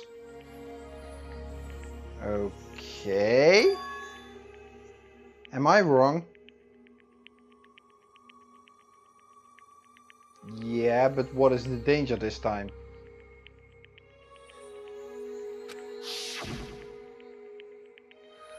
What do I do? I have to decide right here and now whether or not to expose Kyoko's lie. So, if I let it go, does that mean Makoto is considered to be the guilty one? And if I pursue it, then Kyoko is considered? I hope this is another Zelda-esque trial and error. That if you get the wrong one, they just take away a heart and you get to do it again. Because I really don't know. What if Kyoko is the mastermind? But I don't want to believe that. Kyoko has been so nice the entire Let's Play already.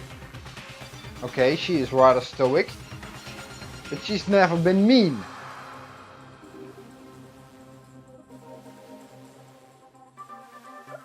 However, this time...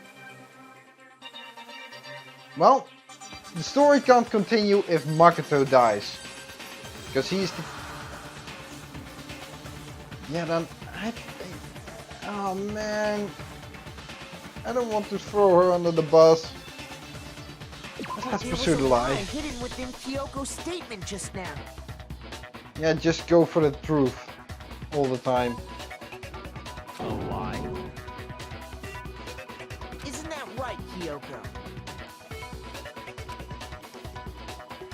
You said it. The burden of proof is on you. So let's hear it. Where's this lie, then? Kyoko is definitely lying, and it must be because there's some other deeper truth she wants to keep hidden.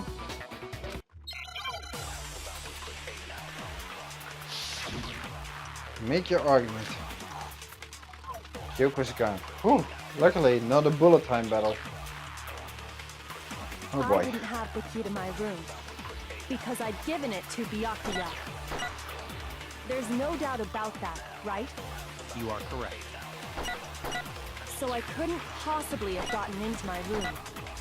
Then, when we searched Kyoko's room, how else could the key have gotten there? Someone other than me must have put it there. That's the only explanation. Kyoko herself told me before the trial started. She had stolen something very important from the headmaster's room. I didn't have the key to my room because I'd given it to Byakuya. That's true. There's no doubt about that, right? You are correct. So I couldn't possibly have gotten into my room. That's false. No, that's wrong.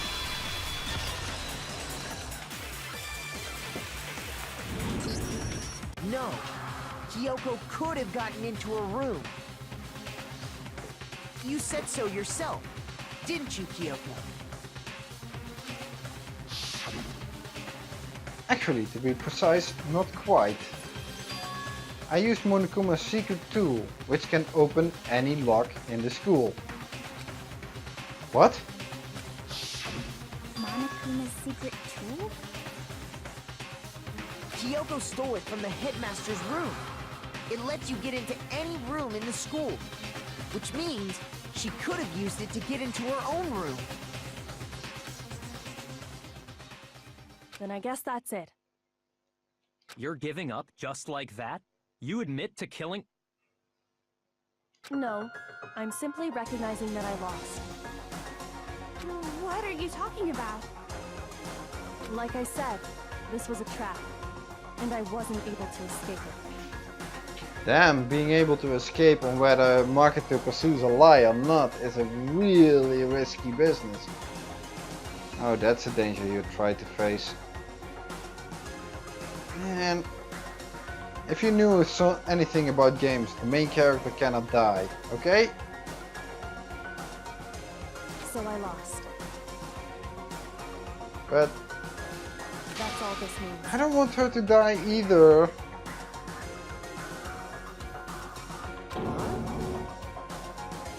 Then, are you saying you really didn't... Kyoko, you really aren't the killer? Oh, Makoto, please! That's obvious. Even Monokuma has stated so that he could also be liably the killer because he's one of the 16 students. We've never pursued Monokuma as a viable suspect. The mastermind could also be the one. And he set up this entire trap. That's pretty obvious from the beginning. Okay, time's up. Wait, what? No! I want to make sure... I want to get this on track to the mastermind again. Please. Tell me that's... There was an alibi. Okay? She was in Makoto's room that night. Huh?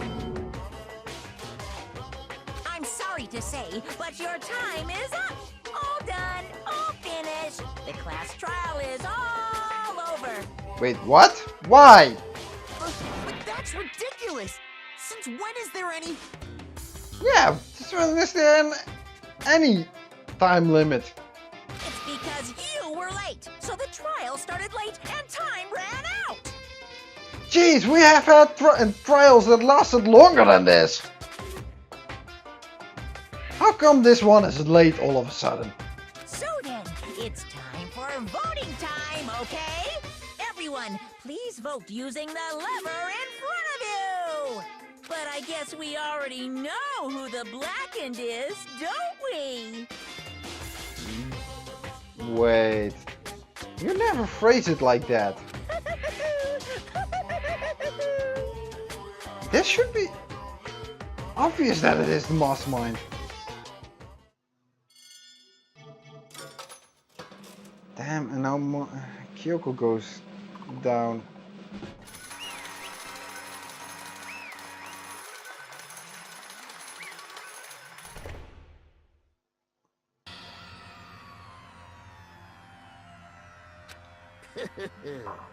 Good job! You got it right! Brilliantly right! We got it. Right? Does that mean Kyoko really is the killer? But no, I think the mastermind just broke his own rules and just put the blame on Kyoko.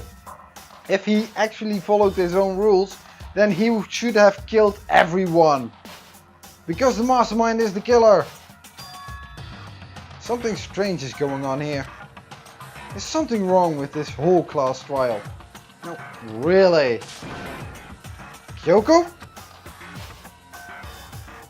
Now then, I've prepared a very special punishment.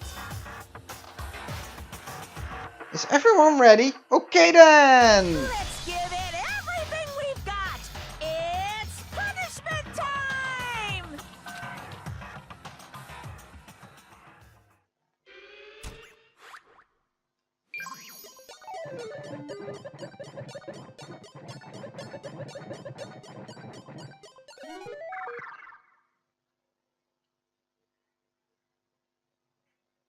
No, Kyoko.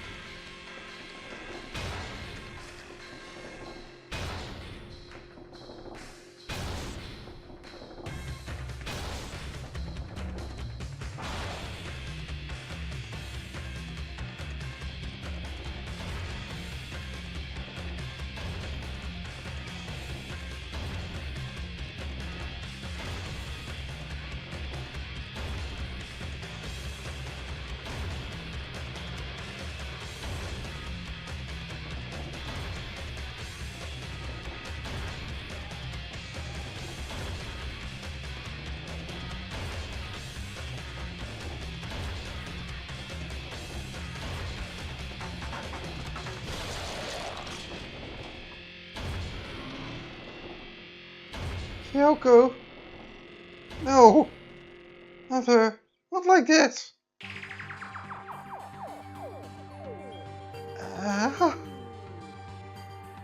How come this is the first time an execution like this gets to me?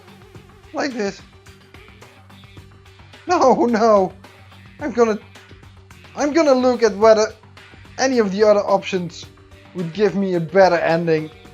Because if I don't pursue the lie, Makoto can't die. He cannot die. I'm gonna finish this, see how this ends the chapter, but then I'm gonna look at whether... Oh god, no. Kyoko, no. I'm gonna look at whether I can save her or not. And that's how the class trial of Mukuro Ikesaba came to an end. I still had to wonder whether Kyoko was actually innocent or, regardless, the truth was lost forever. Even for me. I just stopped thinking about it. That was the end of Mukuro's class trial. And in the end, it would prove to be our last class trial. Once that case was over, there was never a single murder at Hope Peak ever again. So was she the mastermind then? We had obtained peace in exchange for the lives of all the others.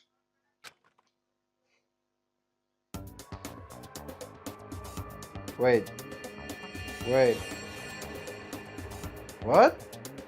Hey, Toko is dead. How come Toko died? Peace, but only inside the school. If Toko... Then those kids... Oh no. Oh god, no. This is not an ending that I would like to see. That would mean Hiro was right. Hiro was right in his first prediction. In the time that we spent with him, he made a account that the mother of his child would be the same as the mother of Makoto's child. No, this is definitely not the ending I would like. How can this be an ending? There's at least one more chapter. Wait, what? This is confusing. Where is that hidden trophy that comes afterwards? Something else. But no, if there is an additional chapter, I'm gonna pursue it. Because this is not how I want to end this game. Good lord, no, this is a nightmare. This is a nightmare. No. Peace, but only for us. That was the only hope we had. Hope? Hope. Hope? This is hope? No! This isn't right! What? What? Huh? Makoto, why are you staring off into space? Don't you have a rebuttal for Kyoko's claim? Her claim? Oh, that's right. I have to. Do I expose Kyoko's lie or not? No. No, we're not gonna expose it. No. This is one heck of a Zelda answer that there's only one right option. But it gives a a what if scenario if you choose the wrong one. And that was one scary answer. Oh god. Oh man. I think I have to change my pants. What do I do? Well, I can either let it go or run away.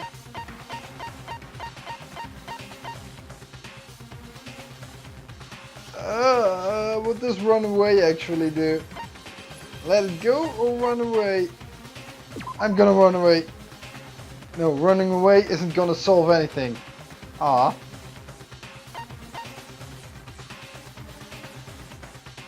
Well, there's only one option left. Let it go. I've made my decision. I have to believe in Kyoko. Yes. I believe too. I believe in her as well. There's no way she would kill someone. There has to be some secret here. Something that has to do with the mastermind trap that Kyoko mentioned. Well, does no one have a rebuttal? Have you decided to accept her assertion as fact? Yeah, yes. I see. So you still refuse to accept it. No. I suppose we have to admit that Kyoko didn't put the locker key in her room. That it was someone else. Yeah, the mastermind did it. Who else could it have been? The mastermind? I mean, Byakuya had a room key, right?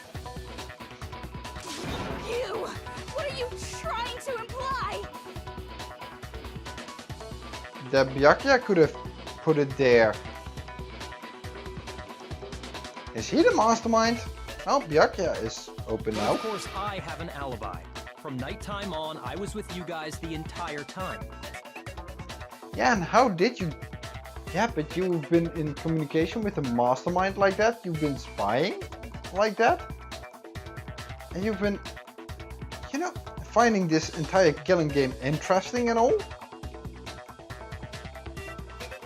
Yeah, you could be someone. I couldn't possibly have killed anyone, or put the key in Kyoko's room.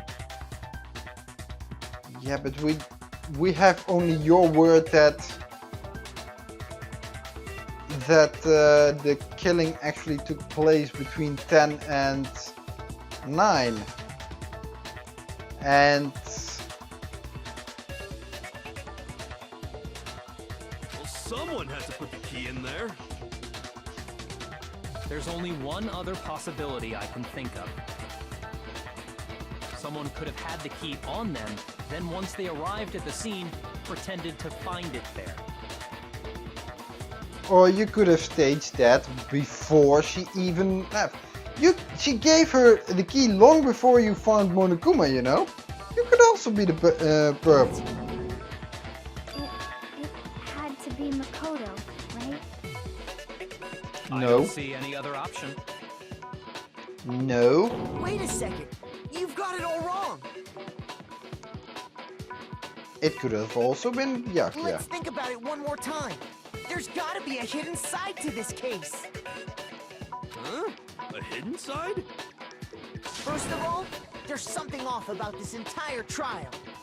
You all see it, don't you? Mukuro, who we didn't even know existed, suddenly shows up dead. And then we're thrown into a trial. And Kyoko even said, it's a trap the mastermind set for us. So that's why this has to be The work of the mastermind. Okay, time's up! Because the master... Wait, what?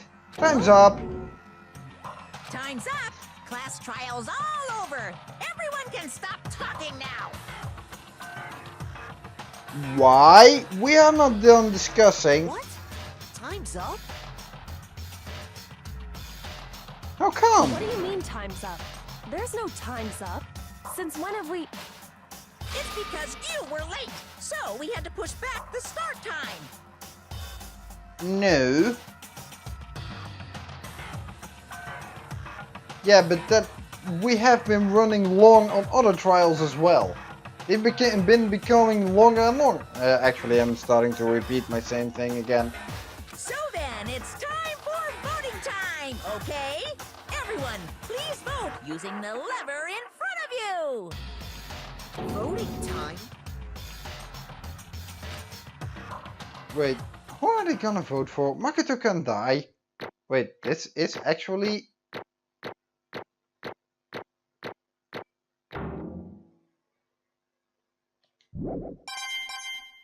This is actually it. Now, who will be chosen as the blackened? Will you make the right choice or the dreadfully wrong one? Hey, hold on! What's it gonna be? What's it gonna be? I don't know.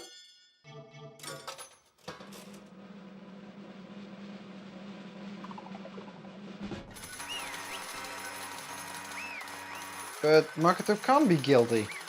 Then the story ends. He's the main character. What? You think I'm the killer? And even Kyoko, after we did saved her? Sorry, man.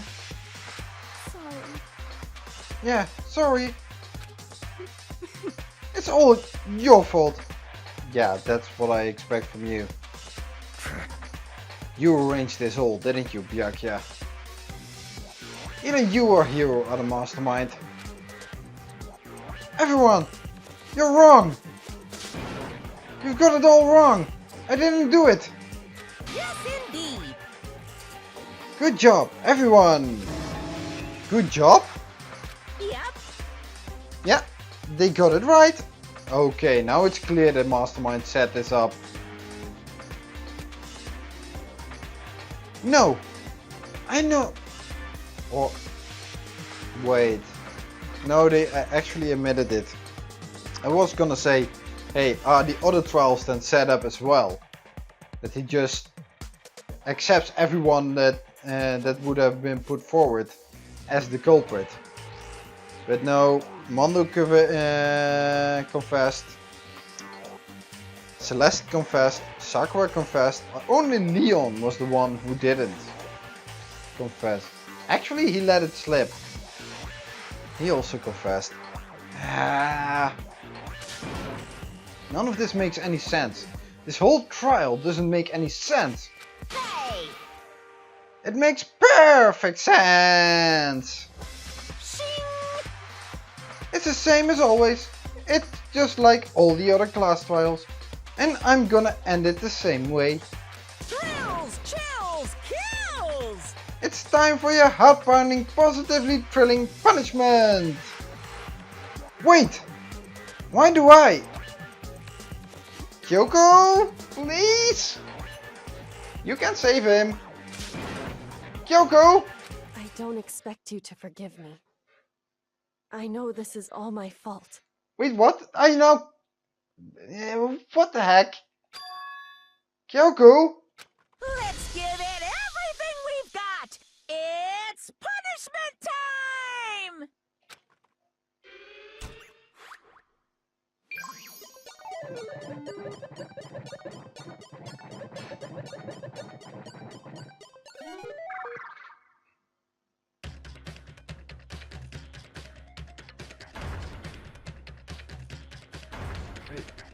This isn't possible. Makoto can't die. He's the main character.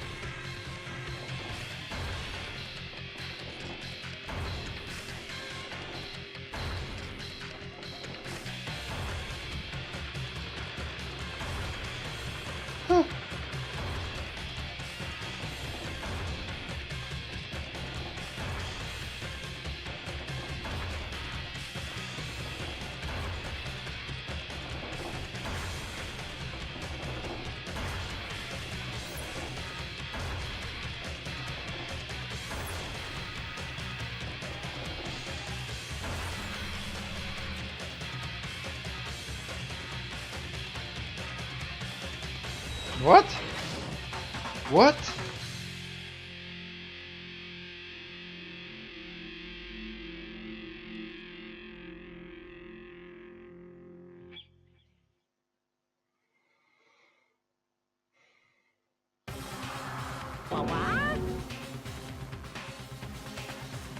Yeah, Monaco, but that's what I'm asking. Was that alter ego? What's this? What's going on? Hey, was that? Yeah, it had to be. This is... Alter ego? Alter ego? Is this some stupid virus from that stupid guy? He must have planted it when he invaded my network. Damn it all to hell, I don't believe this. It would seem... It seems you finally made a miscalculation. No, you miscalculated everything. You miscalculated from the very beginning. What the heck? What was that? In other words, What I'm saying is, you shouldn't have underestimated us. Why are you talking like you've already won? I barely felt a thing. It was a pinch, an itch. The stupid virus is gone now. Got it? And so is Makoto. Maybe I didn't get to smash him flat, but you're never gonna see him again. To waste away in a garbage-strewn pit, in a way that's even better than better special punishment. Wait, he could actually survive such a long fall? Because that was a pretty long way down, you know?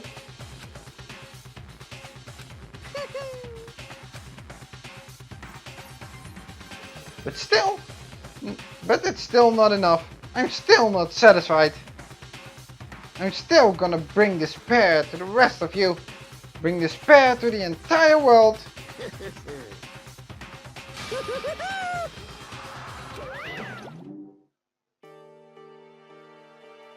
What? Is he gone? Hey Kyoko, what's the meaning of all this?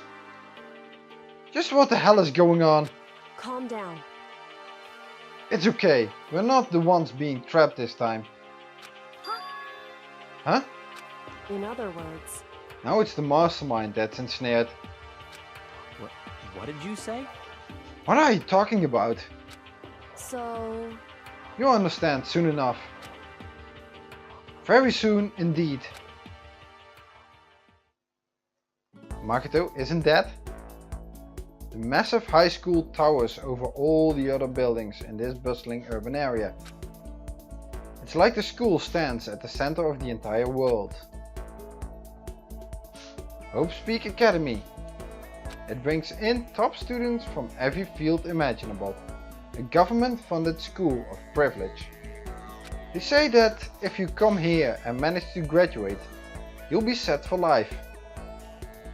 With hundreds of years of tradition, it sends the cream of the crop into the workforce every year. It was built to raise hope in a nation's future, which makes Hope Speak a pretty fitting name. But are we starting all over again? Was everything just a dream or something? Did we have 5 chapters of a dream? What the frick? 1. You have to already be attending high school. 2. You have to be the very best at what you do. No ordinary student could enroll here. The only way in is if you're scouted by the school itself. And standing there at the gate of the ultimate school, filled with the ultimate students, was me. Huh? Okay, I'm pretty confused at this moment.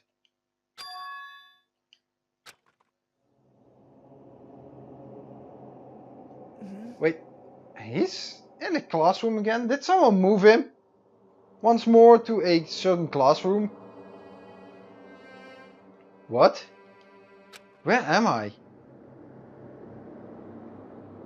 What the heck is going on? I woke up with my head resting on top of a hard wooden desk. My body felt heavy. It wouldn't be weird for me to zonk off in the middle of some boring class or whatever, but what was I doing asleep here just now? Yeah, because you were thrown in a large garbage chute. How can you sit in the classroom right about now? It wasn't any classroom I'd ever been in before. What the heck is going on?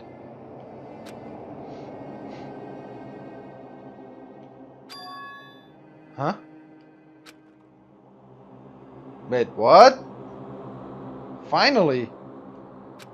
I could finally feel my mind and body start to come back together again. And then... How did he survive this? I was awake.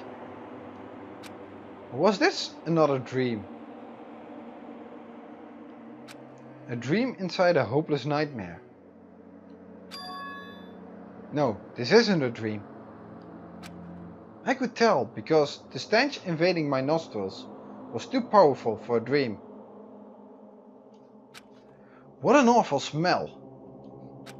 I was in a vast dark cavern with the barest hint of light seeping in. Trash was piled high all across the area. This must be some kind of underground garbage pit. And it has actually lights inside. A heck of a situation to find myself in. But that was just the beginning of my problems. I was going to be stuck in there till I wasted away and died. No, I can't let that happen. Not after what my good friend went through to save me. I remember all too well what had happened. Alter Ego saved me. And he used up the last bit of his strength to do it. So I can't give up now. Well, I don't think computer programs has the last bit of strength. Although he would have been found out and an antiviral program. Well, his program could be wiped before he could copy himself again somewhere else. For myself and for my friend. And with that, my pursuit of survival began. First was to start looking for a way out of there. Okay. Hey, isn't that the Monokuma from the beginning?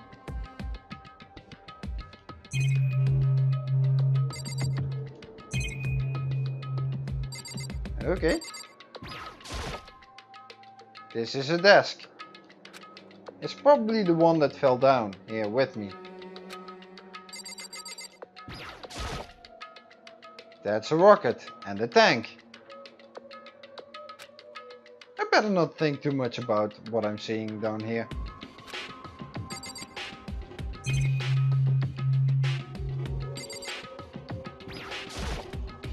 Is that an airplane? How did he survive such a long fall? And how did he come in a what seemed like a classroom setting? What the frick? How'd something like that wind up in the school's garbage pit? And this doesn't look like it's a soft landing. Especially here with this. What the heck? Rattle. It's locked. No matter how many times I pushed or pulled or kicked at it, it didn't budge. Getting out of here isn't gonna be that easy. Well, if I'm not getting out of here anytime soon, I decided to look around for some food in a garbage chute. You do know that most of it is probably not good, and the water is also not good. There's plenty of food here, but it's all rotten. Yeah, that's why it's in the garbage. But that was pointless too. Next I searched for some water in a chute of garbage that's filled with rotten products. I don't think that you find any good water that you can drink. How can I be sure which liquids I can drink and which ones are an all-around bad idea? I think everything in a garbage chute is an all-around bad idea. Again, pointless. I feel like I'm blocked in on all sides. But that's still not enough reason to give up. Because I'm still alive. As long as I'm alive, I'll never give up. After making that proud declaration, the next thing I decided to do was sit down on my ass, go to sleep. My sleep was deep and uninterrupted. That was my only way to preserve what little strength I had left, after not being able to eat or drink. I can't be sure, but I think at least a full day had to have passed. And all I did was sleep and sleep. It was like I was waiting for some kind of sign to come falling out of the sky. However, what fell from the sky wasn't a sign. Not exactly. Crunch. What the? The strange sound pierced my silent isolation, jarring me awake. As I watched, the pile of garbage jostled and formed an odd shape. Did something fall down over there? Something fell from up above. What could it have been? It's something I can check out. What the heck? Well, probably on top they are throwing in the garbage as if nothing happened, considering that probably thinking he's dead. Well, they know he isn't dead, but probably knowing that they can't actually save him. Did a giant piece of trash just fall down here? I carefully stretched my hand out toward whatever it was that had tumbled down here with me. Just a second. A giant piece of trash? Rude! Before she even emerged from the pile of garbage, I knew who it was. Kyoko! It smells awful. Yeah, I'm sorry. Wait, why am I sorry? We're in a garbage pit. Of course it smells awful. And you've got garbage in your head, girl. Kyoko! Indeed. You look like you're doing better than I expected. What are you doing here? So... Isn't it obvious? I'm here to help you. I'm glad to hear that, Kyoko. You got a bit of garbage in your hair. You fell in the garbage pit. Of course you've got garbage in your hair. What else do you expect? She gave her head a quick, sharp shake to get rid of the trash. Then faced me again. Actually, I think you need to get your hands in there. Hey. First, I have something for you. At least something to eat. Go ahead and eat it. We can talk once you finish. Thank you. I snatched the bread and water that she was holding out for me. Within seconds, it was in my mouth and making its way toward my stomach. Phew! That really hit the spot. Now I got all the energy I need to keep going. So you still haven't given up then? Yeah, because you and me, we're the dynamic duo. We need to finish off with the mastermind, you know? Because the alternate future means that Makoto has to share a woman with Hero. Good lord, that's a nightmare. That's something to despair about. Oh god, no. Of course not. After all, the fact that I can keep going forward is about all I'm good at. Hmm? Well, that's not such a bad thing to be good at. Okay. So, but Kyoko, why'd you come to rescue me? So... To pay a debt? Or no, to atone. Atone? You... During the trial, even though you knew I was lying, you didn't say anything. Yeah, because I trust you. And I actually had hoped you wouldn't let this happen, that you would convince everyone in the trial to actually figure out who actually done it. And not pull that lever, even though the mastermind said the time was up. Because he's never said the time was up. So, you knew that I knew. Indeed. But even though I knew, I did nothing to help you. I abandoned you. Yeah, it's not the first time that you've used me for something to gain your own, well, to gain something for yourself. Don't say that. You didn't abandon me. Well, she did a little bit. No, that's exactly what I did. I abandoned you in order to save my own life. You were trying to save me, and I couldn't bring myself to do the same for you. However...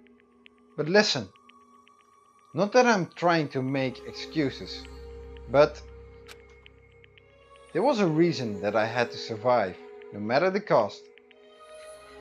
And are you gonna share that reason now with us? Why did you have to survive? It's true. I'll tell you. I'll tell you everything. The reason I have to survive. In other words... So that I can do what I came to this school to do. What? I made up my mind to come to Hope Speak Academy for one very important reason. And that is... So you have some reason for coming to Hope Speak? Indeed. That's right. At least I did once. Once? Until recently I'd forgotten what it was. You forgot? But that's... I had no memory of what my purpose was. No memory? That's impossible. Amnesia? Then, is it really true? You lost your memory? Makoto. Do you remember, Makoto? Do you remember the first thing that happened to each of us as soon as we arrived at the school? The first thing? Yeah, everything went blurry and we apparently fainted. You're talking about when we fainted, right? I fainted, and when I woke up I was trapped here. That's right. I fainted too, and when I woke up I noticed a strange feeling of separation within myself, a disconnect. It would seem... Thinking back on it now, at that point my memory was gone. At the time I'd forgotten. I couldn't remember why I'd come to the school, and I couldn't remember what my ultimate ability was. But what would make you forget all that? Hey. Strange, isn't it? It's hard to imagine it happened by chance. It seems much too convenient. Are you saying you think you lost your memory because... Indeed. I don't think. I'm positive it was the work of the mastermind. They stole my memory. How can they actually steal so selectively memories? But why would they want to do that? There's only one reason I can come up with. Because of my purpose and my ability. Somehow they would interfere with the mastermind's plans. So the mastermind just stole them from you? However... And it could also mean somehow my memories may be connected to the mystery of the school and the mastermind. Which is why I have to get them back.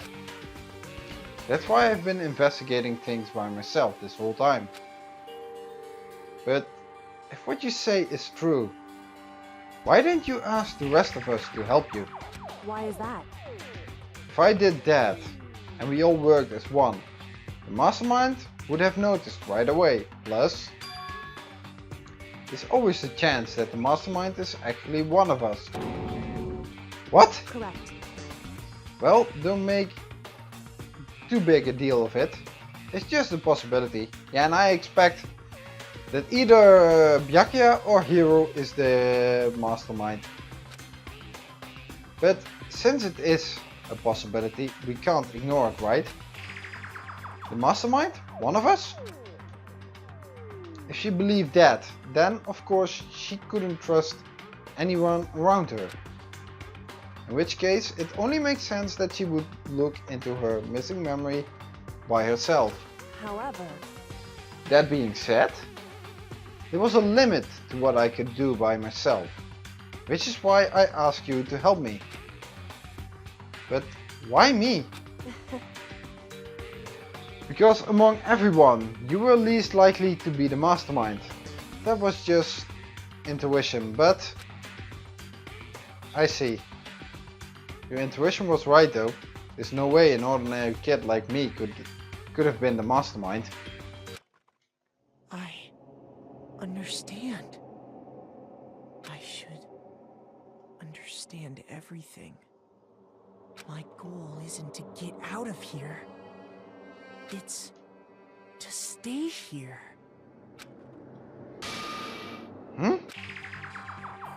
It's just like the dream I had before, but why did that just happen? Listen. Are you okay?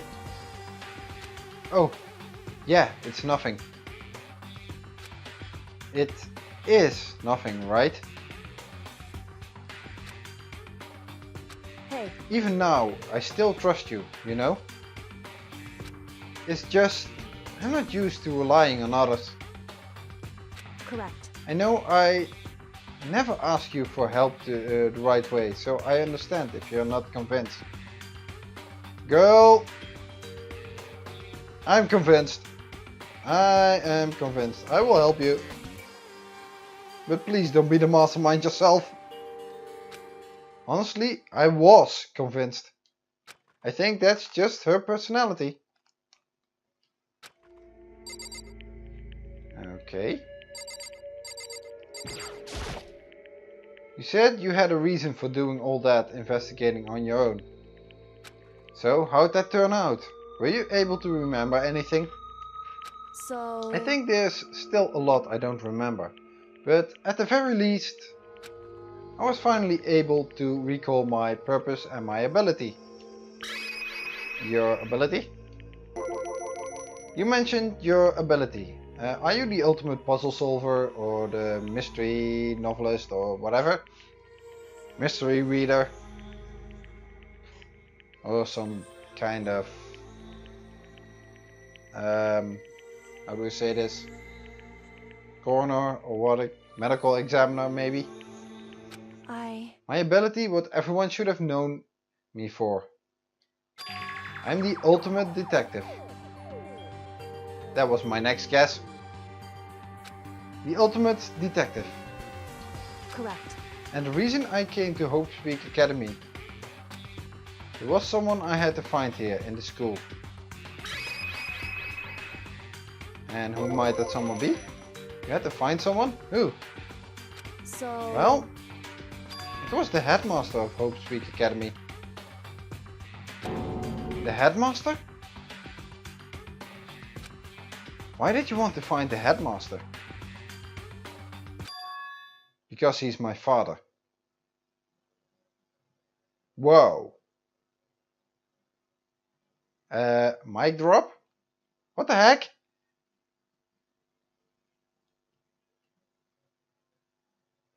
Okay. What? In other words... I was separated from him as a child. As it turns out, he became the headmaster of Hope Speak. Kyoko's dad? Is Hope Speak headmaster? Then that explains... When Alter Ego told us, he thought the headmaster was involved. Yeah, she got pretty antsy. I'll find a way. Huh? Huh? No matter what it takes, I will find the headmaster. No matter what? No matter the cost. So, Kyoko? What's going on? Miss Kirigi... My memory hadn't come back at that point. But when he said that, I felt strange. It makes perfect sense now, of course, since my whole purpose for coming here was to find him. However... Oops, sorry. Kinda slipped the controller. I'm playing a bit with the controller at the moment. But listen, Makoto, I want to make this perfectly clear, so there's no misunderstanding. I said the headmaster wasn't the mastermind, but I didn't say that to protect him. I only said that I felt based on what I'd seen when I snuck into the headmaster's room.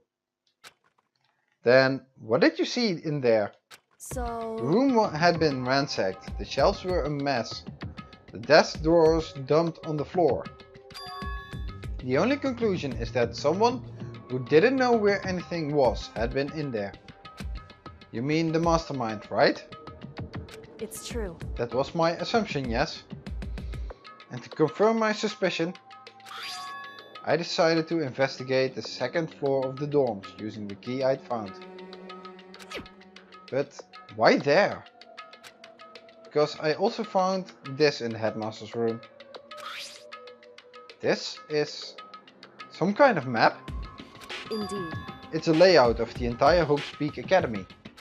I found it in the headmaster's room along with Makoto's profile and that key. The map showed that the second floor was home to a number of rooms meant for faculty use. Some of the staff must have had to stay overnight from time to time. And I figured the headmaster would have some kind of private room there. I assumed that if that were true, that room would likely hold more clues. So I went to check. Correct. And that's when I finally remembered. I remembered that my purpose was to find the owner of that room. So you went there to see if the headmaster really did have a private room there. However... But once I got there, I noticed that the second floor of the dorms didn't have any cameras or monitors. So what was it like, that part of the school? I mean, it's hard to describe. All I can say is, the moment I saw it, I realized whatever's going on in this school is more horrific than we ever imagined. What do you mean? So... I can't explain it. You need to see it for yourself. And I'm sure you'll get your chance soon enough. It sounds like it must be important. And really ominous. No kidding. No kidding. Wait. Still more to this interlude? Outro? How long is this chapter going on actually? And what did I miss? Well, no map at least. Truth bullets are still there. System, transcript. I can't explain. What do you mean? Whatever's going on. It's more horrific. So that's second floor of the dorms but once. So you went there to see if the headmaster really did have a private room there. Find the owner of that room.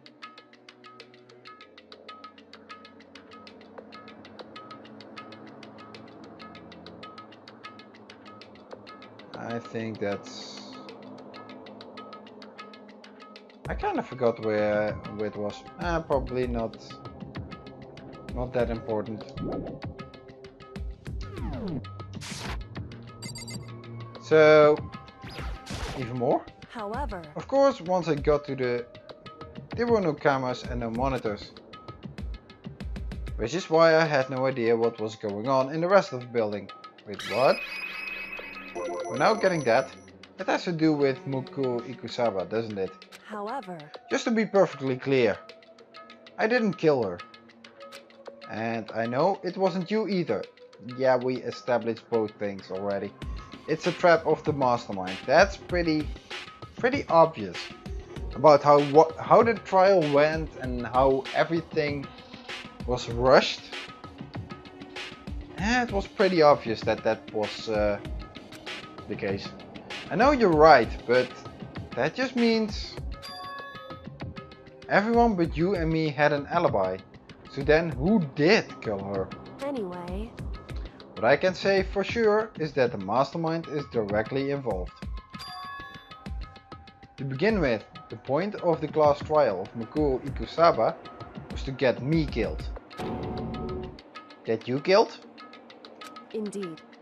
I stole that key and disappeared, and in retaliation, they wanted to draw me out and eliminate me. Correct. That was the point of the class trial. It was... The mastermind knew they couldn't interfere directly. You mean because of the school regulations? That's right. Exactly. With minimal restrictions, you are free to explore Hope's Peak Academy at your discretion. In other words... The mastermind is adamant about following the rules. And with that rule in place, they couldn't step in. Since they couldn't kill me themselves, they tried to use the class trial to do it. Mastermind couldn't step in because of the rules. That makes it sound like the mastermind themselves is somehow bound by the school regulations. Well, Monokuma did state that the ones making the school regulations is one of the 16 students, though the mastermind is one of the 16 students, so yeah. But then again, he doesn't have to be bound. He can be pretty much do anything he wants, even add to those rules. Hey. There's one other thing I'd like to point out about the murder of Makoto Ikusaba. What's that? There was a point where Makoto may not have become the victim. It could have been you, Makoto. Wait, what? I could have become the victim? Indeed. You know what I'm talking about, right? Oh crap, that bloody night that when the mastermind actually stood over us, and after that you stood over us? That FIFA night, do you mean? Yeah, this one again. During the night. I can hear them, you know? The footsteps of the god of death. What? Don't tell me you are starting to become a crazy girl as well. What? I can hear the god of death as he moves. That ability naturally draws me into cases just like this.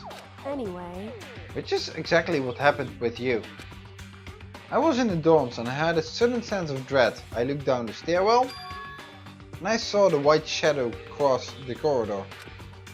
I gave chase right away. As I followed it, I saw the shadow go into your room. correct. I ran into your room and I saw what was happening. I intervened immediately, of course. However, That wasn't the end of things though, of course. I stopped them, but that led to... Whoever the masked assailant was, they ended up dead. correct. And their murder was disguised and the dojo key wound up in my room. It all has to be the work of the mastermind in an attempt to use the class trial to eliminate me. Even more. So all this would mean that whoever killed Makuru is also the mastermind, right? Indeed. I don't have conclusive evidence, but that's what I think. But that's really bad if true. It means the mastermind can kill whoever they want if they feel like it. Wait, but doesn't that create another contradiction? The mastermind wanted to use the class trial to try and kill you, because they couldn't interfere, right? Correct. You're right, that is a contradiction. And it's not just Makuro. They needed the class trial to kill me, but seemed ready to kill you in your room.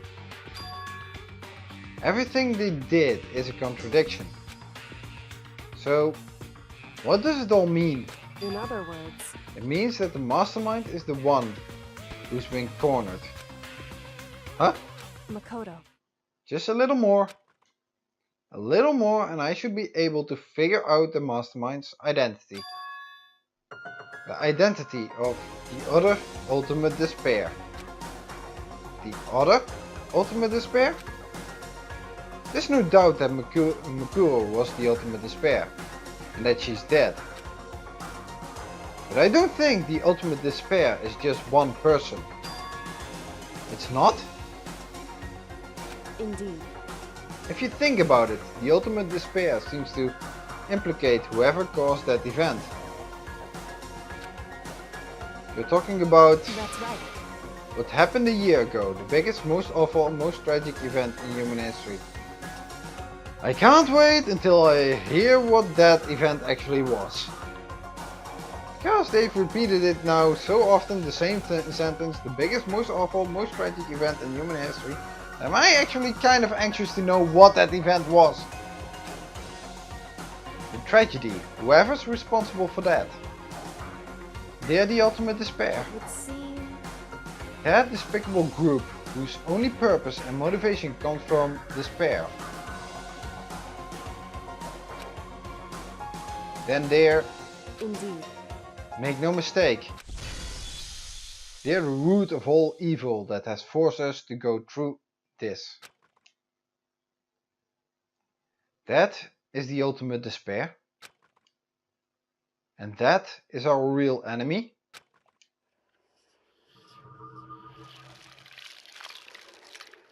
Wow. That's an information dump.